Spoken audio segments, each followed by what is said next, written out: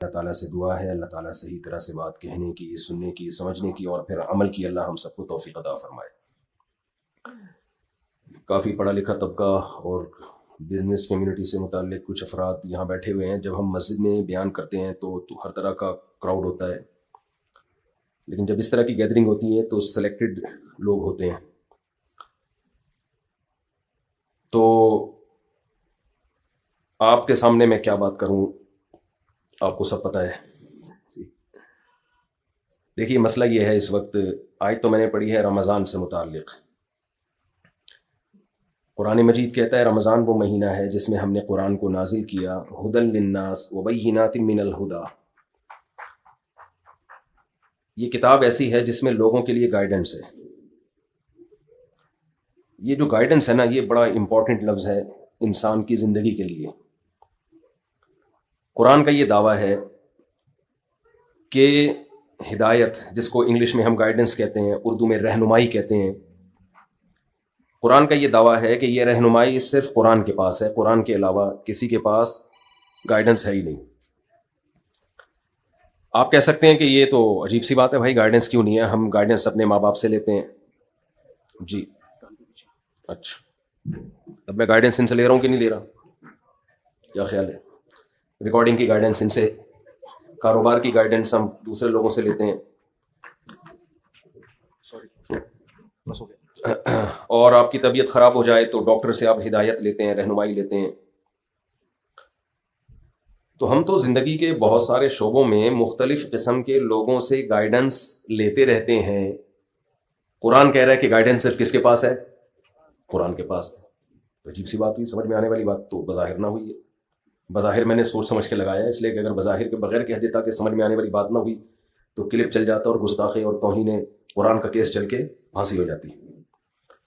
سمجھ رہے ہیں کہ نہیں سمجھ رہے کہ مفتی صاحب نے کہہ دیا کہ یہ تو غلط معلوم ہو رہا ہے۔ تو یہ پاکستان میں اس وقت مذہب کا یہ حصہ رہ گیا ہمارے سامنے، سمجھ رہے ہیں؟ مذہب اس چیز کا نام ہے، اڑا دو پھوڑ دو، کوئی پتھر سے نہ مارے میرے دیوانے کو، بم کا زمانہ اڑا دو سالے کو۔ سنا ہوگا نا آپ نے، کوئی حسن حاضر ہے محبت کی سزا پانے کو، اصل میں یوں تھا۔ میری عادت ہے چٹکلوں کی، میں باز نہیں آتا۔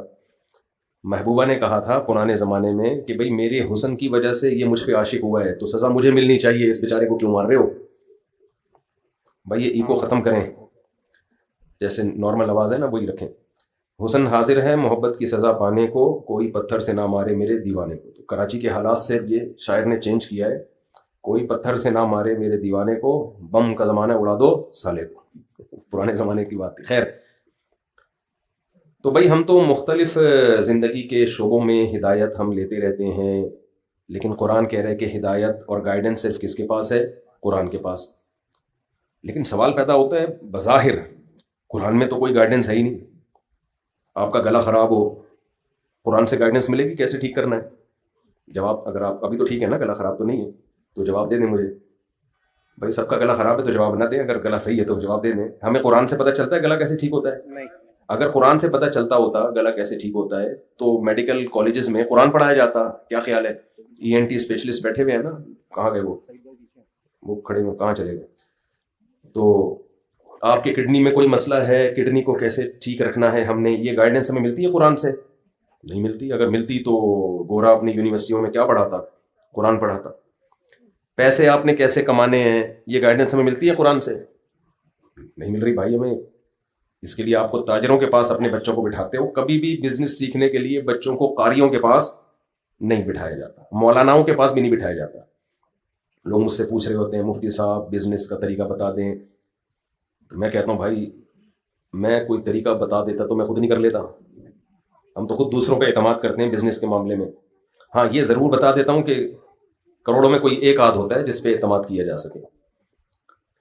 تو ہم تو دیکھتے ہیں کہ ہمیں قرآن سے نہیں پتہ چل رہا بھائی، پیٹ خراب ہو جائے تو یہ گائیڈنس ہمیں نہیں مل رہی، سر میں درد ہو تو یہ گائیڈنس ہمیں نہیں مل رہی، بائک چلانے کا طریقہ نہیں مل رہا، گاڑی خراب ہو جائے تو انجن ٹھیک کرنے۔ تو قرآن کہہ رہا ہے گائیڈنس کس کے پاس ہے؟ قرآن کے پاس ہے۔ تو عجیب سی بات لگ رہی ہے یہ۔ دیکھیں گائیڈنس دو طرح کی ہوتی ہے، ہدایت یا گائیڈنس جسے ہم کہتے ہیں، جو ہماری زندگی کے سب سے امپورٹنٹ سوالات ہیں نا، جو ہمیشہ سے انسان حل کرنے میں لگا ہوا ہے. اس سوال کا جواب قرآن کہتا ہے میرے سوا کسی کے پاس نہیں ہے. میں سمجھا پا رہا ہوں اپنی بات؟ دیکھیں جب بھی ہم بلوغت کی دہلیز پہ قدم رکھتے ہیں, دماغ استعمال کرنا شروع کرتے ہیں, ایک سوال ہمیں بار بار کلک کرتا ہے لیکن ہم اس کو کچل دیتے ہیں, کہتے ہیں چھوڑو یار اس بحث میں نہیں پڑو. وہ سوال یہ کہ ہم کیوں ہیں, یہ سب کیوں سجایا گیا, یہ گلشن, یہ انسان کو کیوں بنایا گیا, یہ کائنات کو کیوں ڈیزائن کیا گیا, یہ کیوں زمین سورج کے گرد گھوم رہی ہے, پھر سورج کہیں اور زمین کو لے کے گھوم رہا ہے, پھر یہ درخت, یہ پودے, یہ تتلیاں, یہ شیر, یہ چیتے, یہ لومڑیاں, یہ ظلم, یہ عدل, یہ رحم, یہ سخت دلی, سب چیزیں دنیا میں مکس چل رہی ہیں کہ نہیں چل رہی ہیں. تو یہ سب ہے کیوں, اس کی ریزن کیا ہے؟ ہماری زندگی کا سب سے امپورٹنٹ سوال یہ ہے جسے ہم سائڈ پہ رکھ کے اپنی زندگی گزارتے ہیں. سائڈ پہ رکھنا اس لیے ضروری ہے کہ لائف کو انجوائے پوری طریقے سے انسان جب ہی کر سکتا ہے جب اس سوال میں پڑھنے کی ٹینشن نہ لے. وہ اگر آپ اس سوال کے جواب میں پڑھنے کی ٹینشن لیں گے تو بہت ساری پیچیدگیاں پھر زندگی میں کھڑی ہو جائیں گی کہ ہم کیوں ہیں. یہ سوال جو ہے نا, میں آسان سی مثال سے بات سمجھاتا ہوں. آپ کو کسی کمپنی نے پروجیکٹ دے کے امریکہ بھیجا بزنس کلاس میں, اس میں کچھ ڈاکٹرز بھی تھے, کچھ انجینئرس تھے, وہاں ایک بلڈنگ بنانی تھی. ڈاکٹروں کا کام یہ تھا کہ یہاں جو بیمار ہو جائیں گے تو وہ ٹھیک کرنا ہے آپ نے ان کو. جو سول انجینئر تھے میپ بنانا ہے, کچھ دوسرے انجینئر تھے انہوں نے یہ کرنا ہے وہ کرنا ہے. پورا پروجیکٹ دے کے پوری تیاری کر کے اور پیسے ویسے بھی آپ کی پینٹ میں ڈال دیے کہ وہاں کھاؤ پیو, کوئی ٹینشن نہ ہو. کام آپ کا کیا ہوگا, یہ پروجیکٹ ہمیں 1 سال میں کمپلیٹ کرنا ہے. اب آپ گئے امریکہ گئے تو ایک الگ دنیا نظر آئی. وہاں نائٹ کلب بھی, وہاں شراب, یہاں پھر بھی انسان چھپ چھپا کے جا رہا ہوتا ہے. میں افریقہ میں نے نائٹ کلب دیکھے تو میں نے کہا ان سے تو ہمارے چائے کے ہوٹل اچھے ہیں. غریب ملکوں میں بھی نائٹ کلب بنائے ہوئے ان لوگوں نے. ان غیر مسلموں میں تو نائٹ کلب لازمی ہے لیکن غریبوں والے نائٹ کلب ہیں. تو جہاں اسلام نہیں ہوگا تو نائٹ کلب زندگی کا حصہ, شراب کباب, کیونکہ پھر لائف کا مقصد انجوائمنٹ کے بغیر کچھ بچتا نہیں ہے. تو اب آپ وہاں گئے, آپ نے ایک عجیب دنیا دیکھی.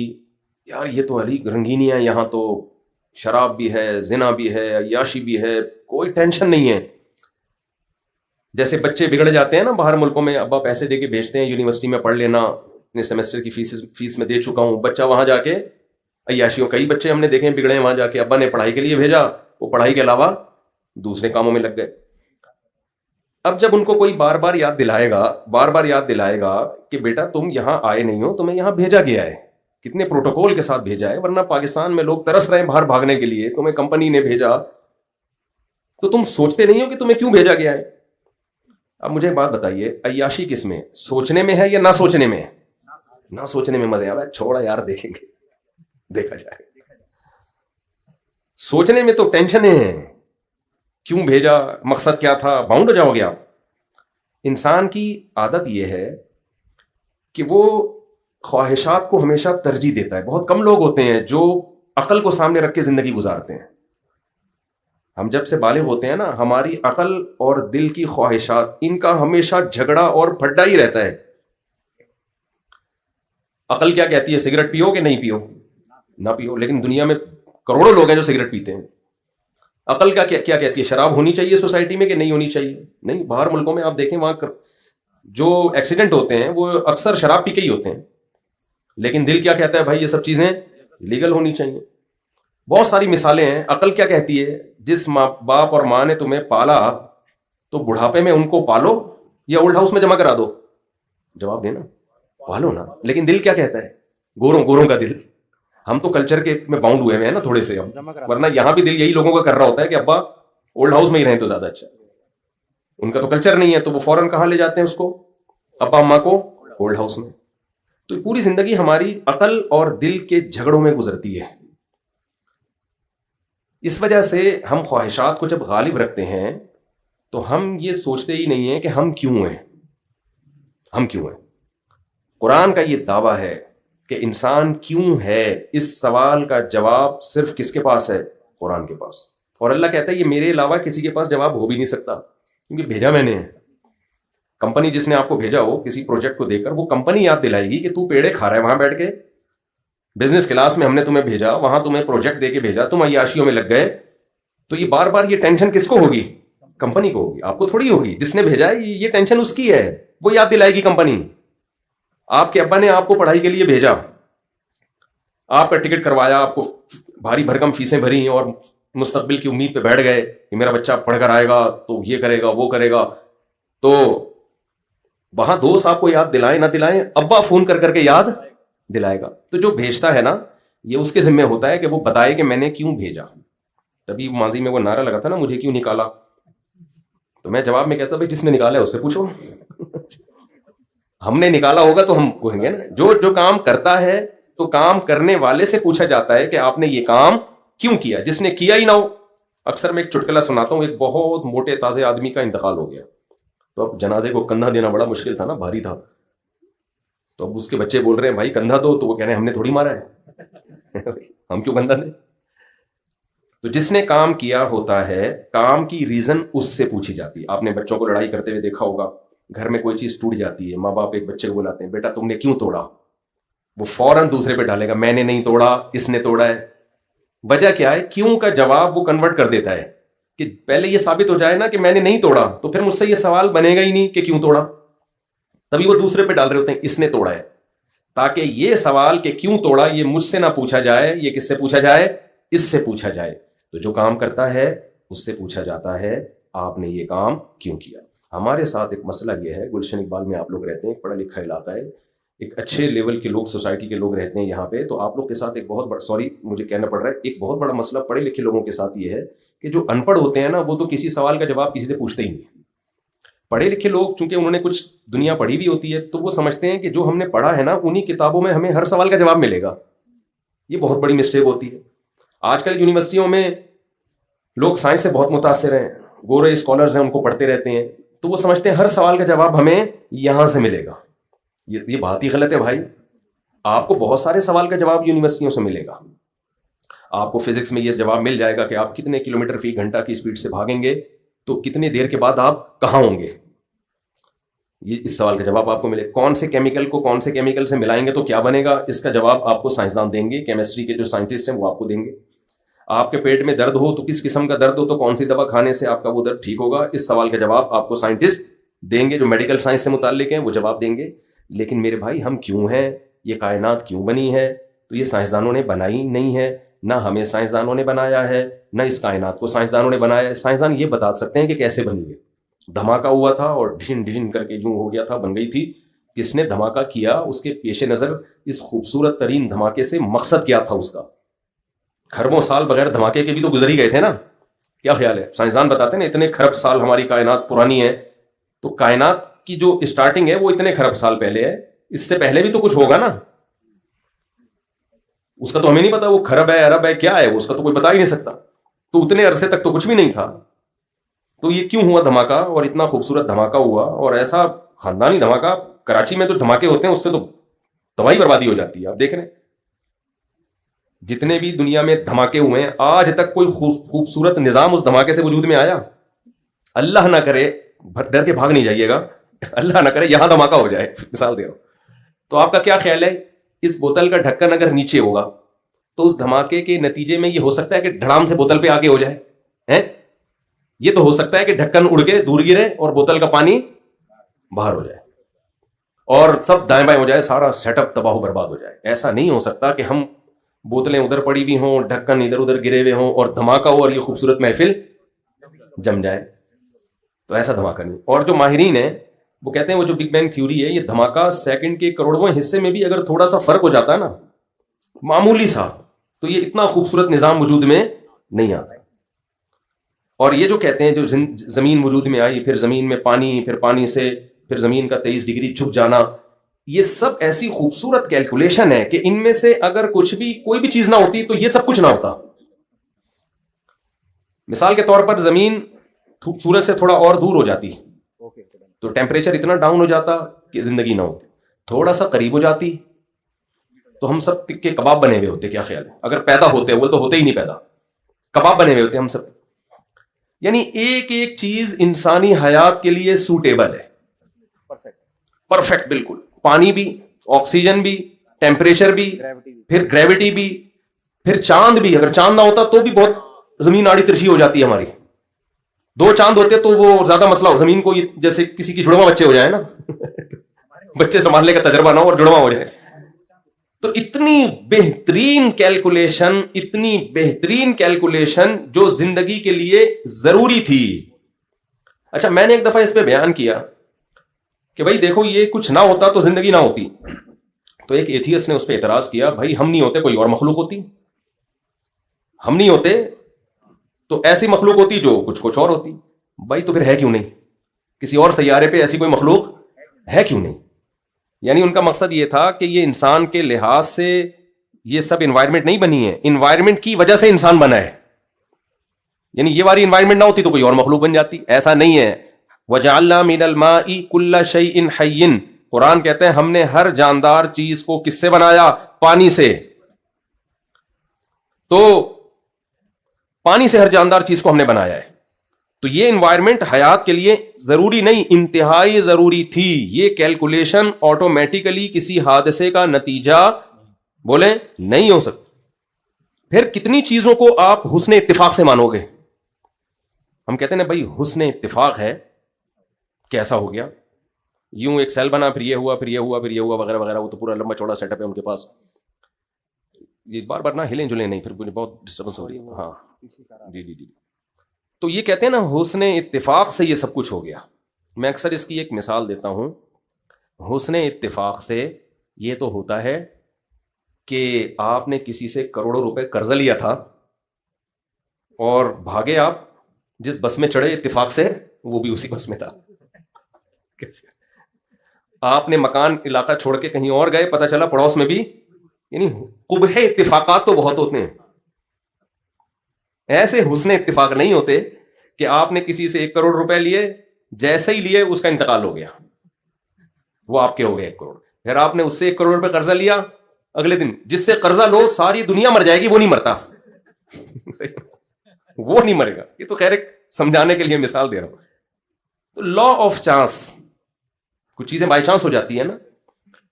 تو یہ کیسی بائی چانس کچھ چیزیں ہو گئی ہیں کہ ایک سیل وجود میں آیا جس کی جو ترکیب ہے اتنی پیچیدہ ہے کہ کروڑوں سال میں جا کے اس بات کا سائنسدان کہتے ہیں امکان ہے کہ شاید کوئی ایسا سیل بن جائے, جبکہ بے شمار سائنسدان اس کا انکار کر رہے ہیں کہ کھربوں سال میں بھی نہیں بن سکتا. چلو فرض کر لیا اتفاق, حسن اتفاق سے ایک بن گیا. پھر حسن اتفاق سے اس میں ایسے سافٹ ویئر انسٹال ہو گئے کہ وہ 1 کے 2 بھی ہو رہا ہے, 2 کے 4 بھی ہو رہے ہیں. پھر حسن اتفاق سے, اتنی اردو تو آتی ہے نا, حسن تو سمجھتے ہی ہوں گے سب لوگ, اتفاق رہ گیا. تو کہ وہ پانی میں ایک مخلوق وجود میں آ گئی. پھر وہ مخلوق باہر جھانکتی تھی, ایک دن اس نے نکل کے باہر آنا سیکھا تو باہر کے انوائرمنٹ سے متاثر ہوئی, تو باہر کے انوائرمنٹ سے متاثر ہو کر پھر وہ باہر ہی انجوائے کرنے لگی. اس کی سارا باڈی کروڑوں سال میں باہر کے حساب سے ہو گئی. پھر وہ بھائی بس کر دو, نہیں ہو سکتا ایسا. کیسی یہ کیلکولیشن ہے؟ پھر نر مادہ کیسے بن گئے, مرد اور عورت کیسے بن گئے؟ اور نر اور مادہ کا ملاپ اولاد پیدا کرنے کے لیے نہیں ہوتا.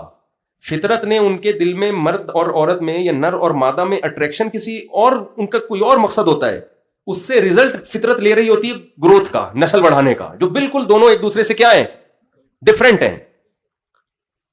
یعنی کوئی جنگل میں پیدا ہونا اور اس کو بتایا جائے کہ تمہاری جو فیمیل کی طرف رغبت پیدا ہو رہی ہے اس کا ریزلٹ یہ ہوگا کہ نسل بڑھے گی, وہ کبھی بھی نہیں مانے گا اس کو. وہ کہے گا اس کا نسل سے کیا تعلق ہے. لیکن فطرت کیا کرتی ہے, نیچر کیا کرتی ہے, جانوروں میں بھی اس نے یہ جذبہ رکھا کہ اس کا ریزلٹ بالکل ایک ڈیفرنٹ ہے اور ان کا مقصد بالکل ایک الگ مقصد ہوتا ہے. اپنی خواہش بھوک مٹانا ہوتا ہے. اس بھوک کے ذریعے کام کیا ہو رہا ہے, بالکل ایک الگ نسل کی حفاظت کی جا رہی ہے. تو آپ کتنی چیزوں کو اتفاق سے مانو گے بھائی. اور آنکھیں یہاں جڑ گئیں, کان یہاں لگ گئے, زبان یہاں لگ گئی. زبان میں ایسے سینسر کہ آپ 20 ذائقے محسوس کر. میں بار بار ایک چیز بیان میں کہتا ہوں کہ ہمارا دماغ دیکھتا ہے, ہمارا دماغ سنتا ہے, ہمارا دماغ بولتا ہے, ہمارا دماغ سونگتا ہے, ہمارا دماغ ہر چیز کا احساس دلاتا ہے. لیکن اس کے پاس انسٹرومنٹ نہیں تھے دیکھنے کے لیے, تو قدرت نے دماغ کو 2 ڈیجیٹل کیمرے دے دیے. دیکھنے کا جب تمہارا دل کرے تو تمہیں یہ آلات ہیں. جیسے کسی ڈاکٹر کو آپ انسٹرومنٹ پکڑا دیتے ہیں کہ مریض کا گلا چیک کرنا ہے تو یہ دانت چیک کرنے ہیں, الٹرا ساؤنڈ کی یہ مشین ہے, تو ڈاکٹر انسٹرومنٹ کے بغیر, آلات کے بغیر وہ بیچارہ ناکارہ ہے نا. تو ہمارا دماغ جو خود ایک انتہائی پیچیدہ مشین ہے, ڈاکٹر صاحب بیٹھے ہوئے وہی بتائیں گے کہ اتنی باریک باریک اس میں لائنیں جو بلڈ کو سرکولیٹ کر کے پورے دماغ میں، وہ زمین پہ کہتے ہیں 2-3 دفعہ چکر لگا دو، وہ پورا پائپوں کا گچھا بنا کے کھوپڑی میں فٹ کر دیا ہے. یہ کھربوں سال میں بھی بھائی حسن اتفاق سے ایسا نہیں ہو سکتا. تو یہ کیسا کنیکشن ہے اس کا؟ اس دماغ کو دیکھنے کے لیے کیمرے چاہیے تھے، تو قدرت نے 2 کیمرے آپ کی کھوپڑی میں فٹ کر دیے اور ان کے لینس کو ایسے ایڈجسٹ کر دیا، اتنا یعنی 0.1 ملی میٹر بھی اگر دونوں آنکھوں کے فاصلے دائیں بائیں ہو جائیں تو ہمیں صحیح نظر نہیں آئے گا. صحیح نہ، ان کے لینس کی ایڈجسٹمنٹ ایسی بہترین طریقے سے کر دی ہے. 40 سال کے بعد نظر کمزور ہوتی ہے نا، وہ لینس کی ایڈجسٹمنٹ تھوڑی سی آؤٹ ہو جاتی ہے، ذرا سی آؤٹ ہوتی ہے وہ. تو بھائی یہ کیا ہے؟ یہ کیسے اتنے خاندانی سافٹ ویئر؟ پھر دماغ کو سننے کے لیے کان چاہیے تھے تو کھوپڑی میں کیا فٹ کر دیے؟ کان. سونگنے کے لیے ناک چاہیے تھی، اور یہ ایک ہی کھوپڑی میں سب چیزیں کیوں فٹ ہو رہی ہیں؟ کیونکہ ایک اچھی لائف گزارنے کے لیے یہ سارے حواس کی ہمیں ضرورت ہے. ہمارے دماغ کو ایک ہی ٹائم پہ دیکھنا بھی چاہتا ہے، وہ سننا بھی چاہتا ہے، بولنا بھی چاہتا ہے، سونگنا بھی چاہتا ہے. تو جتنے بھی ضروری آلات تھے وہ سارے دماغ جہاں ہے اسی کے نیچے سارے ایسے فٹ کیے کہ اس کے حسن و جمال میں بھی کوئی گڑبڑ نہ ہو. میں نہیں مانتا یہ حسن اتفاق سے. آپ لوگ اگر مانتے ہیں تو مجھے بتا دیں بھائی، یہ اتفاق سے ایسے اتفاقات بولو نہیں. تو کسی نے کہا ہے نا، حسن اتفاق سے ایسا حسین اتفاق نہیں ہوتا. پھر ہر چیز میں تو قرآن بار بار یہ دعویٰ کرتا ہے ذالک تقدیر العزیز العلیم. یہ بہت اہم آیت ہے قرآن کی. تقدیر عربی میں کسے کہتے ہیں؟ اندازہ، کیلکولیشن، مینجمنٹ. یہ تمام چیزوں پہ تقدیر کا لفظ عربی میں صادق آتا ہے. یعنی جو چیز اتفاق سے ہونا، جو بے تکی ہو، اس کی جو اپوزٹ ہے وہ کیا ہے؟ تقدیر. یعنی مقدر، ایک کیلکولیشن کے ساتھ کسی چیز کو ایڈجسٹ کرنا. ان تمام معنوں میں عربی کا یہ لفظ استعمال ہوتا ہے جسے ہم کیا کہتے ہیں؟ تقدیر. یہ وہ تقدیر نہیں ہے جو ہم کہتے ہیں نا تقدیر میں لکھا ہوا ہے، وہ الگ چیز ہے. یہ جو تقدیر ہے نا، تقدیر یہ ہے جو قرآن میں تقدیر العزیز العلیم کا لفظ، قرآن میں ایک ہی لفظ مختلف جگہوں پر مختلف معنی میں استعمال ہوا ہے نا. جیسے اردو میں بھی ظالم کا لفظ جب ہم ویسے ہی بولتے ہیں تو ظالم کا مطلب ظلم کرتا ہے، لیکن شاعری میں ظالم کا مطلب ظالم نہیں ہوتا. حسینہ جو ہوتی ہے نا محبوبہ، اس کو ظالم کہا جاتا ہے.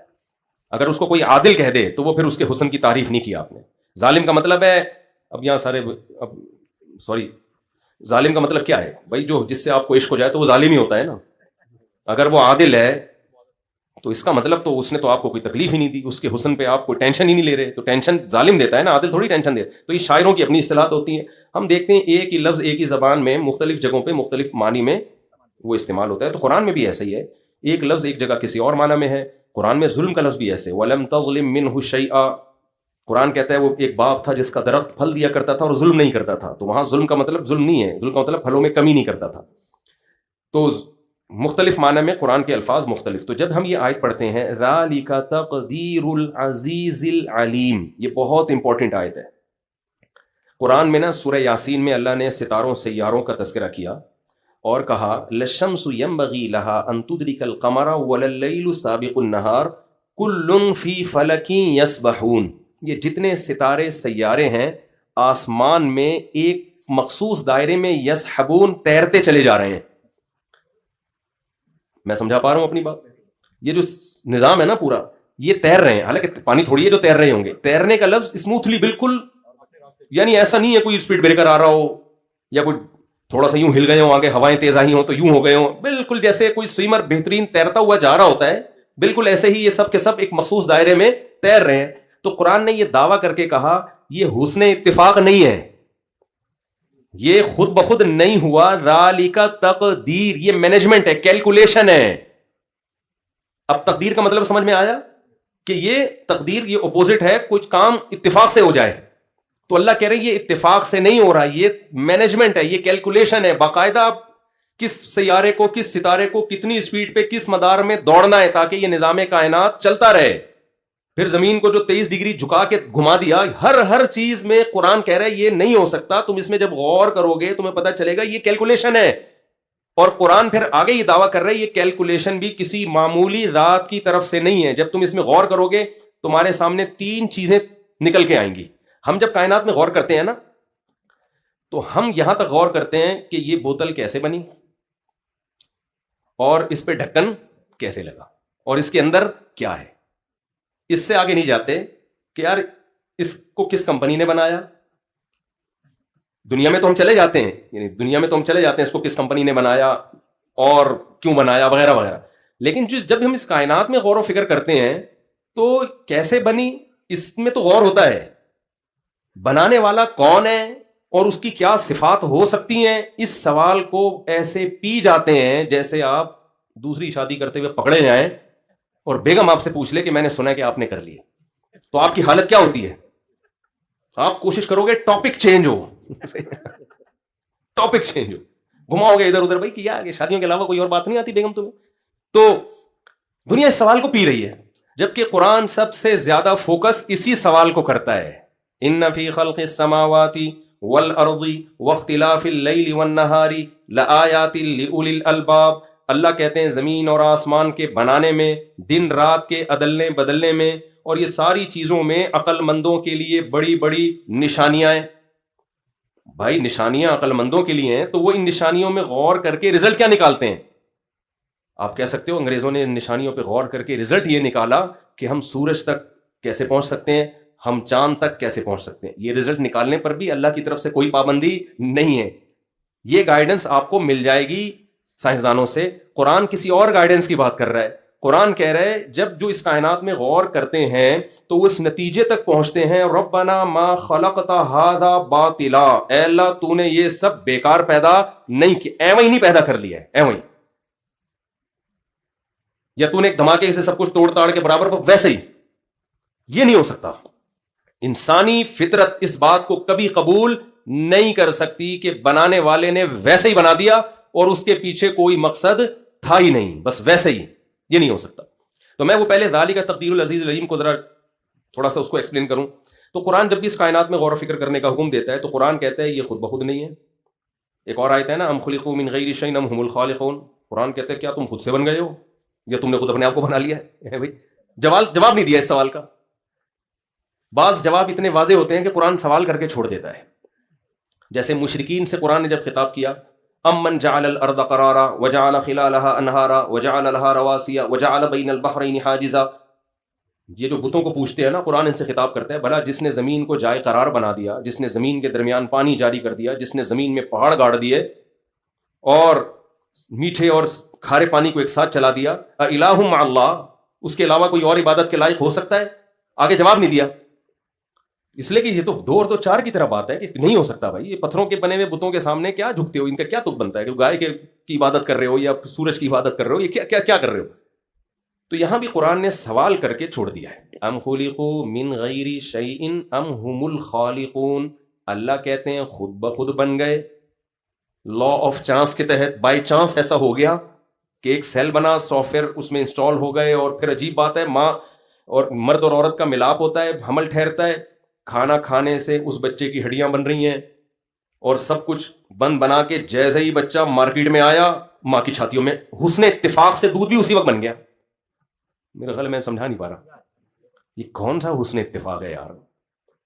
تو یاد رکھو دنیا میں ہر فیلڈ میں ایک نمبر بھی ہوتے ہیں، دو نمبر بھی ہوتے ہیں کہ نہیں ہوتے؟ تو آپ یہ نہ سمجھو کہ سائنس کی دنیا میں سارے ایک نمبر ہی ہوتے ہیں، سائنسدانوں میں بھی تھوڑے نہیں بڑے بڑے پھینکو پڑے ہوئے ہیں۔ سائنس میرا ٹاپک نہیں ہے، لیکن ایسا نہیں ہو سکتا کہ کسی سائنسدان کی ہوائی فائرنگ کو میں اس لیے لے لوں کہ وہ سائنس ہے جی وہ چاند پہ پہنچے ہوئے ہیں، یہ نہیں ہو سکتا۔ جب خدا کو آپ نے ڈکشنری سے نکالنے کا فیصلہ کر ہی لیا ہے تو پھر تو کچھ بھی گڑتے رہو بیٹھ کے، تو یہ نہیں ہو سکتا۔ حسن بچہ پیدا ہوا اور فوراً ماں کی چھاتیوں میں دودھ آیا، یہ بہت پیچیدہ سافٹ ویئر انسٹال ہوئے ہیں بھائی ماں کے پیٹ میں، وہی خوراکوں سے گوشت بن رہا تھا، وہی خوراک سے آنکھ بن رہی تھی، وہی خوراک سے کان، ابھی اس کو دودھ کی ضرورت نہیں ہے تو دودھ نہیں بن رہا، جیسے ہی پیدا ہوا فوراً دودھ بننا شروع۔ اور بچہ کتنا گھننا ہوتا ہے کچھ بھی نہیں پتا ہوتا، لیکن کم وقت کو یہ پتا ہوتا ہے دودھ کہاں سے ملے گا اور حلق میں اترے گا کیسے۔ مجھے یاد ہے میں 9th کلاس میں نا ڈاروین کی تھیوری پڑھتا تھا میں، وہ ہمارے سلیبس کا حصہ ہے، تو میرا دماغ خراب ہونا شروع ہو گیا، پڑھ پڑھ کے بچے خراب ہوتے ہیں اس سے۔ میں ڈاروین پہ جو اتنا رد کرتا ہوں نا، کیونکہ میں خود ڈسا ہوا ہوں، ہمیں ہمارے ٹیچر بتاتے تھے ہم بندر سے بنے، ہم یہ بنے، میں کہتا یار تو پورا خدا کا تصور، آدم کو مٹی سی، تو سب برباد ہو گیا۔ ایک وسوسے آتے تھے انہی دنوں میں، مجھے یاد ہے میں نماز پڑھنے جا رہا تھا تو کہیں گلی میں نا کسی کی بکری نے بچہ دیا ہوا تھا، میں نے دیکھا وہ بچہ پیدا ہوتے ہی تھن تلاش کر رہا ہے، اس کو مل نہیں رہا ہے، کبھی ادھر منہ مار رہا ہے، کبھی ادھر منہ مار رہا ہے، کبھی ادھر منہ مار رہا ہے۔ میرے بہت زور کا جھٹکا لگا مجھے اس وقت. میں نے کہا یار یہ کون تھا جو ماں کے پیٹ میں اس میں ایوالو ہو کے ایسے ایسے خاندانی سافٹ ویئر انسٹال ہوتے چلے جا رہے ہیں بھائی. اگر یہ ایوالو ہوا بھی ہے تو کوئی ہے جس نے یہ سافٹ ویئر ڈالے ہیں اس کے اندر. یہ کیا ہو رہا ہے کہ پیدا ہوا ہے اور ایسے اچھل کے نا دودھ تلاش کر رہا ہے, حالانکہ اس کا پہلا دن, پہلا گھنٹہ, پہلا سیکنڈ ہے دنیا میں آنے کا. ہارڈ ویئر بنانا آسان ہوتا ہے بھائی, سافٹ ویئر بنانا بہت مشکل. یہ صرف ہارڈ ویئر پر مشتمل نہیں ہے, انسان اور جانور ان کے اندر سافٹ ویئر بھی انسٹال ہوئے ہوئے ہیں. ہارڈ ویئر خود سے نہیں بن سکتا. کھربوں سال میں ایک بے جان تصویر وجود میں نہیں آ سکتی. دیکھنے والی تصویر جو دیکھتی ہو, جو سنتی ہو, جو بولتی ہو, وہ کہاں سے ہو سکتی ہے؟ تبھی قرآن اپنی قدرت کے جو دلائل لیتے ہیں نا, اس میں جوڑوں کا تذکرہ, پیئرنگ کا تذکرہ بہت کرتا ہے قرآن. سورہ یاسین میں آپ دیکھیں, سبحان الذی خلق الازواج کلھا, پاک ہے وہ ذات جس نے ہر چیز کو جوڑے جوڑے بنایا ہے. اگر یہ کائنات حسن اتفاق سے وجود میں آتی تو اس میں جوڑے نہ ہوتے. نر مادہ پلس مائنس 4 جو ہمیں ہر چیز میں نظر آتا ہے, اور پھولوں میں نر مادہ پھولوں کا ملاپ, ہر چیز, پوری کائنات کی جو کیلکولیشن ہے وہ پازیٹیو اور نیگیٹو پہ ہے. تو اللہ کہتے ہیں یہ نہیں, یہ کیسے ہو سکتا ہے کہ یہ سب آٹومیٹیکلی ہو رہا ہو. تو خیر قرآن نے یہ دعویٰ کیا ذالک تقدیر, یہ کیلکولیشن ہے, حسن اتفاق بولو نہیں. نمبر 2, قرآن کہتے ہیں جس نے کیلکولیشن کی ہے وہ بھی معمولی ذات نہیں ہے. اس میں 2 صفات جو اس کائنات کو دیکھ کے تمہیں پتہ چل جائیں گی. اللہ کے تو 99 نام ہے نا, وہ تو اللہ کے بتانے سے پتہ چلتے ہیں یا بہت ڈیپ میں جا کے غور کرنے سے.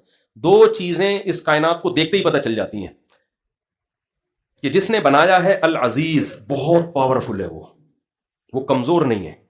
نمبر 2 العلیم, اس کا علم, نالج بہت ہے اس کے پاس. کیونکہ اتنی زبردست کیلکولیشن کے لیے نالج کا ہونا بھی ضروری. بہت سے لوگوں کے پاس نالج ہوتی ہے, طاقت نہیں ہوتی کام کرنے کی. آپ کے پاس نالج ہے کہ 4 ہو جانی چاہیے, کرتا کون ہے؟ نالج لے کے گھوم رہے اور اسی نالج کے ساتھ قبر میں چلے جائیں گے. مجھ سے بوڑھے بوڑھے لوگ ملتے ہیں, کاش مفتی صاحب آپ جوانی میں مل جاتے. میں کہتا ہوں بہت سے جو جوانی میں ملے ہوئے ہیں انہوں نے کون سا تیر مار لیا. پھر خواتین بھی بیان سن رہی ہیں, اس کو مزاح ہی سمجھیں. سیریسلی جب ہم اکیلے ہوں گے پھر اس پہ بات کریں گے, ابھی آپ اس کو مزاح سمجھیں. صرف نالج کا ہونا ضروری نہیں ہے, اور صرف طاقت اور قوت کا ہونا بھی ضروری نہیں ہے. بڑے بڑے طاقتور ہیں, نالج ہی نہیں ہے تو کیا کریں گے؟ علم اور قدرت, یہ 2 چیزیں ملتی ہیں تو کام ہوتا ہے. تو اللہ کہتے ہیں سورہ یاسین میں ذالک تقدیر العزیز العلیم. اور ایک اور جگہ قرآن نے اس مضمون کو بیان کیا, اللہ الذی خلق 7 سماوات ومن الارض مثلہن, زمین اور آسمان جو اللہ نے بنائے, لتعلموا, تاکہ تمہیں پتہ چل جائے, ان اللہ علی کل شیء قدیر, وہ ہر چیز پر قدرت رکھتا ہے, وان اللہ قد احاط بکل شیء علما, اس کا علم بھی کامل ہے. کمزور علم اور کمزور طاقت کے ساتھ یہ کام ہو نہیں سکتا. میں سمجھا پا رہا ہوں اپنی بات؟ تو اب میں آپ سے یہ عرض کر رہا ہوں کہ جس نے اس کائنات کو بنایا ہے وہ ہمیں یہ نہیں بتائے گا کہ کھاتے کیسے ہیں, وہ تو اس نے سافٹ ویئر انسٹال کر دی. کھاتے کیسے ہیں یہ تم پیدا ہوتے ہی پتہ چل جاتا ہے. دودھ کہاں سے ملے گا, حلق میں کیسے اترے گا. ڈاکٹر صاحب بیٹھے ہوئے ہیں بہت معذرت کے ساتھ, تبھی میں لوگوں سے کہتا ہوں کہ ہر چیز میں ڈاکٹروں کو نہ گھسنے دو. کچھ چیزیں فطرت نے ہمیں ویسے ہی بتا دی ہیں. آج کل ایک بڑا چرچا چل رہا ہے 24 گلاس پانی پینے چاہیے. مجھ سے لوگ بھائی میں کہتا ہوں یہ پانی کتنا پینا ہے یہ ضروری چیزیں فطرت نے ڈاکٹروں پہ نہیں رکھی ہیں. تو آدم علیہ السلام کے زمانے سے پینا پڑ رہا ہے نا. یہ چیزیں فطرت ہمیں خود سکھا دیتی ہے. بلا وجہ کیوں پانی کے گلاس چڑھا کے بڑغرا کر رہے ہو اپنا؟ سوری کوئی ڈاکٹر صاحب اختلاف کریں مجھ سے. ہاں کوئی بیماری ہو تو ایک الگ بات ہے. نارمل آدمی بھائی جب پانی کی ضرورت ہوگی فطرت خود بتائے گی. اسی میں ایک اور چیز ایڈ کر رہا ہوں, میں موضوع نہیں ہے میرا, شادی کب کرنی ہے یہ بھی ڈاکٹر سے نہیں پوچھو آپ, یہ بھی بہت بڑا مسئلہ. موٹیویشنل اسپیکرز گائیڈ کر رہے ہیں آج کل آ کے نا, ایکچولی یہ شادی کی عمر جو ہے 25 سال ہے, ایکچولی یہ 24 سال ہے, ایکچولی ٹوپی ڈرامہ ہے. شادی کب کرنی ہے یہ آپ کی جو ڈیزائرز ہیں وہ آپ کو بتاتی ہیں. یہ جبلت میں ڈال دی ہے فطرت نے. جس عمر میں جانوروں کی شادی ہوتی ہے نا اسی میں انسانوں کی بھی شادی ہونی چاہیے. جانور بالغ ہوتے ہی اس کی شادی ہو جاتی ہے, تو یہ بھی انسان کے لیے بھی یہی ہے. یہ بیکار باتیں اتنے سال میں اور اتنے سال میں, یہ ہم چونکہ انگریزوں کو فالو کرتے ہیں, ان کے پاس گائیڈنس نہیں ہے تو وہ فطرت سے ہٹ گئے, تو ہم ان کو دیکھ کے ہم بھی نیچر سے بغاوت کر رہے ہیں, اور ہم سمجھ رہے ہیں وہ فطرت سے بغاوت کر کے چاند پہ پہنچے ہیں. او بھائی وہ چاند پہ سائنسی تحقیق کر کے پہنچے ہیں, اس کا ان کی جلدی شادی ہے دیر سے شادی سے کوئی تعلق نہیں ہے. مثال کے طور پر تو چرس بھی پیتے ہیں. برازیل میں تو آپ کو پتا ہے چرس لیگل ہے, بہت سے ملکوں میں چرس لیگل ہے. ہیروئن تو کرنی مجھے پتا, بہت سارے نشے لیگل ہیں اور وہ ترقی یافتہ بھی ہیں. تو اب ہم یہ کہیں کہ چونکہ وہ لیگل ہے ان کے ہاں تو اس لیے ہم بھی یہ پیئیں گے تو ہم چاند پہ پہنچیں گے. اس کا نتیجہ نکلے گا کہ ہم جہاں پہنچ رہے ہیں وہاں بھی نہیں پہنچ پائیں گے. صحیح صحیح. تو ان کی جو ترقی ہے وہ جو پڑھائی لکھائی انہوں نے کی ہے وہ آپ کرو گے تو آپ بھی وہاں پہنچ جاؤ گے. یہ اخلاقی برائیاں سوسائٹی میں آنے سے تھوڑی ترقی ہوگی. اس کی ایک مثال ایسے ہے, آپ نے ٹرین کو ہاتھ رکھا وہ چل پڑی. بعض دفعہ ایسے ہوتا ہے ٹرین کھڑی ہوئی آپ نے ہاتھ رکھا چل پڑی, دوبارہ ہاتھ رکھا رک گئی. آپ کہہ رہے ہو یار یہ ہاتھ میں اتنی طاقت ہے کہ یوں رکھوں گا تو چلے گی, یوں رکھوں گا تو رکے گی. نہیں بھائی, وہ حسن اتفاق ہے کہ چلنا تھا اس نے, آپ کا اتفاق سے ہاتھ بھی آپ کے اسی وقت آ گیا. وہ ٹرین چلانے کے لیے یہ نہیں ہوگا کہ یوں رکھا تو چل گئی, یوں رکھا تو رک گئی. اس کے لیے وہاں انجن کو سنبھالنا پڑے گا. تو اتفاق کی بات ہے کہ ان قوموں نے ترقی کر لی جن میں زنا ہے, ماں باپ کو اولڈ ہاؤس میں جمع کرانا ہے, باپ سوسائٹی سے شارٹ ہوتے جا رہے ہیں, فیملی سسٹم تباہ ہو گیا, شراب زنا سب کچھ لیگل ہو گیا وہاں پہ. تو اب ہم نے کہا کہ چونکہ یہ سب چیزیں وہاں لیگل ہیں اس لیے انہوں نے ترقی کی ہے. ترقی ان چیزوں سے اس کا کوئی تعلق نہیں. یہ چیزیں نہ ہوتی تو اس سے زیادہ ترقی کر لیتے. اور ہمارے ہاں اگر یہ چیزیں آ گئیں تو تھوڑی سی ترقی ہے وہ اس سے بھی ہاتھ دھونے پڑیں گے ہمیں, بیڑا ہی غرق ہو جائے گا. میں ایک مثال دے کے پھر ٹاپک کی طرف آتا ہوں. لوگ کہتے ہیں وہاں معذوروں کو کیسے لوگ, وہاں کی گورنمنٹ کیسے کیئر کرتی ہے معذوروں کی. ہماری گورنمنٹ تو نہیں کرتی, ہماری گورنمنٹ نہیں کرتی, یہ بات درست ہے بالکل, اور ان کی گورنمنٹ کرتی ہے. لیکن ان کی گورنمنٹ کرنا چھوڑ دینا تو معذور لوگ وہاں روڈوں پہ ترستے پھریں گے, کیونکہ وہ لوگ اپنے بھائی بہنوں کی کیئر نہیں کرتے. تو گورنمنٹ کی جو خوبی ہے وہ آپ ان قوم میں کیوں ڈال رہے ہو؟ ہماری اتنی کرپٹ گورنمنٹ ہو کے بھی معذوروں کا اتنا برا حشر نہیں ہوتا.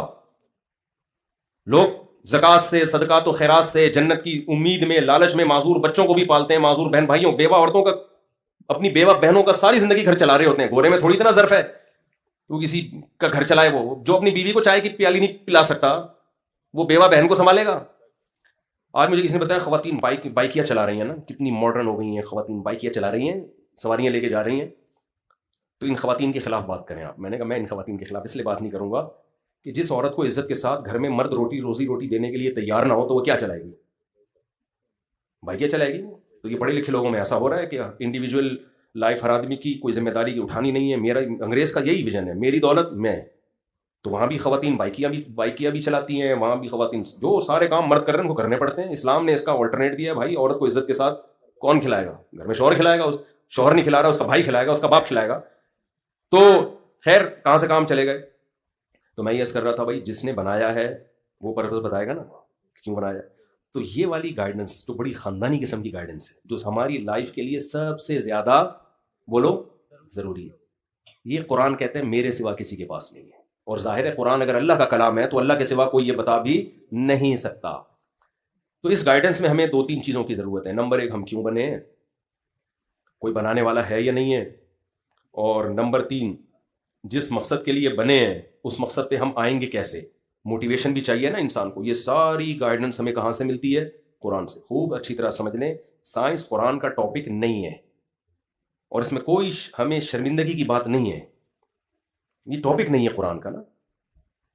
تو کچھ سائنسی باتیں ہیں ضرور قرآن میں جو 1400 سال پہلے بیان کی تھیں, آج وہ درست ثابت ہو رہی ہیں, لیکن یہ قرآن کا ٹاپک ہے نہیں. سائنسی باتوں کا درست ہونا ایک معجزہ ہے قرآن کا, لیکن ٹاپک قرآن کا سائنس نہیں ہے. سائنس, یہ میں اس لیے کہہ رہا ہوں کہ آج سائنس کی چیزیں بھی لوگ علماء سے پوچھنا شروع کر دیا ہے, اور ہر فیلڈ میں مذہبی لوگوں نے ٹانگ اڑانا شروع کر دی. او بھائی تمہارا جو ٹاپک ہے جب قرآن نہیں بتا رہا تو تم کہاں سے بتا رہے ہو؟ آج کل پتہ ہے مذہبی اسکالر کون سے زیادہ پنپتے ہیں؟ آج کل وہ پنپتے ہیں جو آپ کو جن چڑیل بھوت بھگا رہے ہو آپ کے بیٹھ کے. حالانکہ جن چڑیل بھوت بھگانا قرآن کا ٹاپک بولو نہیں. قرآن بس یہ بتاتا ہے جنات کا وجود ہے, اس سے زیادہ ڈیٹیل قرآن نے بتائی نہیں ہے. ہاں لیکن یہ پتہ نہیں کہاں سے نکال کے لا رہے ہوتے ہیں. دوسرا, آج کل ایسے اسکالرز آ رہے ہیں کہ آپ یہ پڑھیں گے تو آپ کا یہ کام ہو جائے گا, یہ پڑھیں گے تو آپ کا یہ کام ہو جائے گا. بچی کی شادی نہیں ہو رہی تو سورہ مزمل آپ پڑھیں گے تو آپ کی بچی کی شادی ہو جائے گی. آپ کا کوئی قرضہ لے کے بھاگ گیا واپس نہیں کر رہا تو یہ والی صورت 3 دفعہ پڑھیں گے تو قرضہ بولو. حالانکہ کسی کا باپ بھی دیا ہوا قرضہ. ہمارے حضرت مفتی رشید احمد صاحب رحمہ اللہ تعالیٰ فرماتے تھے اس زمانے میں کوئی کسی کو قرضہ دے تو بے وقوف, اور جو دے کے لے کے واپس دے دے وہ اس سے بڑا بے وقوف. اچھا, میں نے ایک جگہ بیان میں یہ بات کہی کہ اس زمانے میں کوئی کسی کو قرضہ دے تو بے وقوف, اور جو لے کے واپس کر دے وہ اس سے بھی بڑا بے وقوف. کسی نے کہا یہ کیا بات ہوئی, قرضہ دینا تو ثواب ہے اور اگر لے کے واپس کر دے تو بے وقوف کیسے ہو گیا؟ میں نے کہا تو ان دونوں سے بڑا بے وقوف کہ تو یہ بات سمجھ. میں نے کہا یہ تیسری قسم کا بے وقوف میرے سامنے نہیں تھا, اب ایک اور آ گیا. اس بات کا مطلب نہیں سمجھ رہا, وہ ان دونوں سے بڑا بے وقوف. تو خیر, تو یہ جو ہمیں گائیڈنس ملتی ہے نا, گائیڈنس یہ صرف قرآن کے پاس ہے. تورات کے پاس بھی ہے، انجیل کے، لیکن وہ تحریف شدہ کتابیں ہیں. اللہ نے اس دنیا کو کبھی بھی ہدایت کے بغیر رکھا نہیں ہے. تبھی قرآن کہتا ہے پہلا انسان ہی پیغمبر تھے، تاکہ انسان پر حجت تمام ہو. کوئی یہ نہ کہہ سکے مجھے ہدایت نہیں ملی ہے. تو اللہ نے پہلا انسان ہی، اگر پہلا انسان پیغمبر نہ ہوتا تو وہ کہتا میں کہاں سے ہدایت لیتا. تو پہلا انسان ہی اللہ نے کس کو بنایا؟ پیغمبر کو. اور پھر ان کی نسلوں میں پیغمبر در پیغمبر اللہ کہتے ہیں بے شمار. اور صرف اللہ ہی نہیں کہتے، تو ہسٹری بھی کہتی ہے. آج دنیا میں یہودی، عیسائی اور مسلم، ان تینوں کو ملایا جائے تو دنیا کی سب سے بڑی آبادی یہی ہے. باقی بہت تھوڑے رہ جاتے ہیں.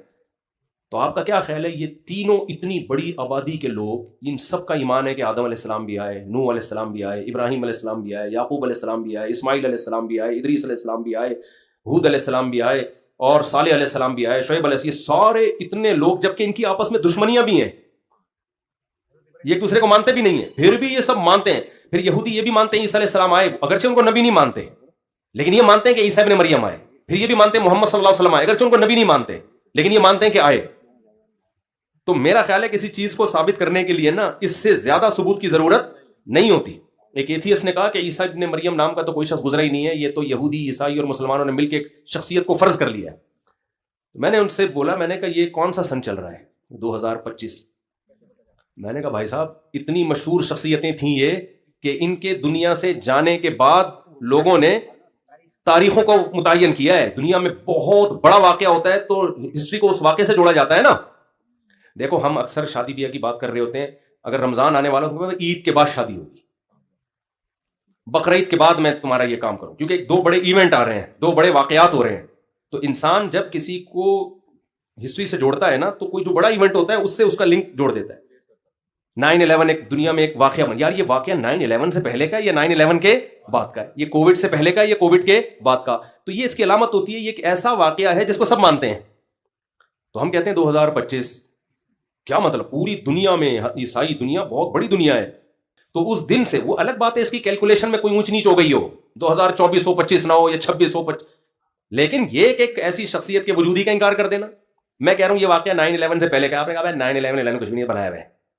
تو ایسا نہیں ہو سکتا کہ اتنے مشہور واقعات سے کچھ چیز کو فرضی طور پہ جوڑا نہیں جا سکتا. خیر، تو اتنے سارے پیغمبر دنیا میں آئے اور سب کا دعویٰ ایک تھا کہ انسان کو یہ بتایا جائے کہ تمہیں پیدا کیوں کیا گیا ہے. آپ کہنے والے کہہ سکتے ہو مفتی صاحب رمضان پہ ہم آپ کا بیان سننے کے لیے آئے تھے، آپ یہ کیا لے کے بیٹھ گئے ہو؟ کہنے والے تھے نا. تو یہ رمضان ہی پہ بیان ہو رہا ہے میرا. یہ میرا بیان کس پہ ہو رہا ہے؟ رمضان پہ ہو رہا ہے. تو اس کے بغیر رمضان سمجھ میں آئے گا نہیں. ہمارا اپنا اسٹائل ہے بھائی بات کرنے کا. خیر، ایک حکیم صاحب جب بھی علاج کرتے تھے نا، ہر ایک کو جلاب آور دوا دیتے تھے، وہ ان کا اپنا حکیموں کا ہوتا ہے نا. تو وہ ہمارے حضرت مفتی رشید صاحب بیمار ہوئے، ڈاکٹر ان کا گلا بند ہو گیا تھا، علاج سے فائدہ نہیں ہو رہا تھا. تو حکیم جس کو آتے جس کو کہتے پہلے میرا طریقہ یہ ہے کہ میں پہلے پیٹ صاف کرتا ہوں. تو حضرت ویسے ہی دبلے پتلے سے تھے. حضرت نے کہا مجھے نہیں چاہیے بھائی تیری دوا.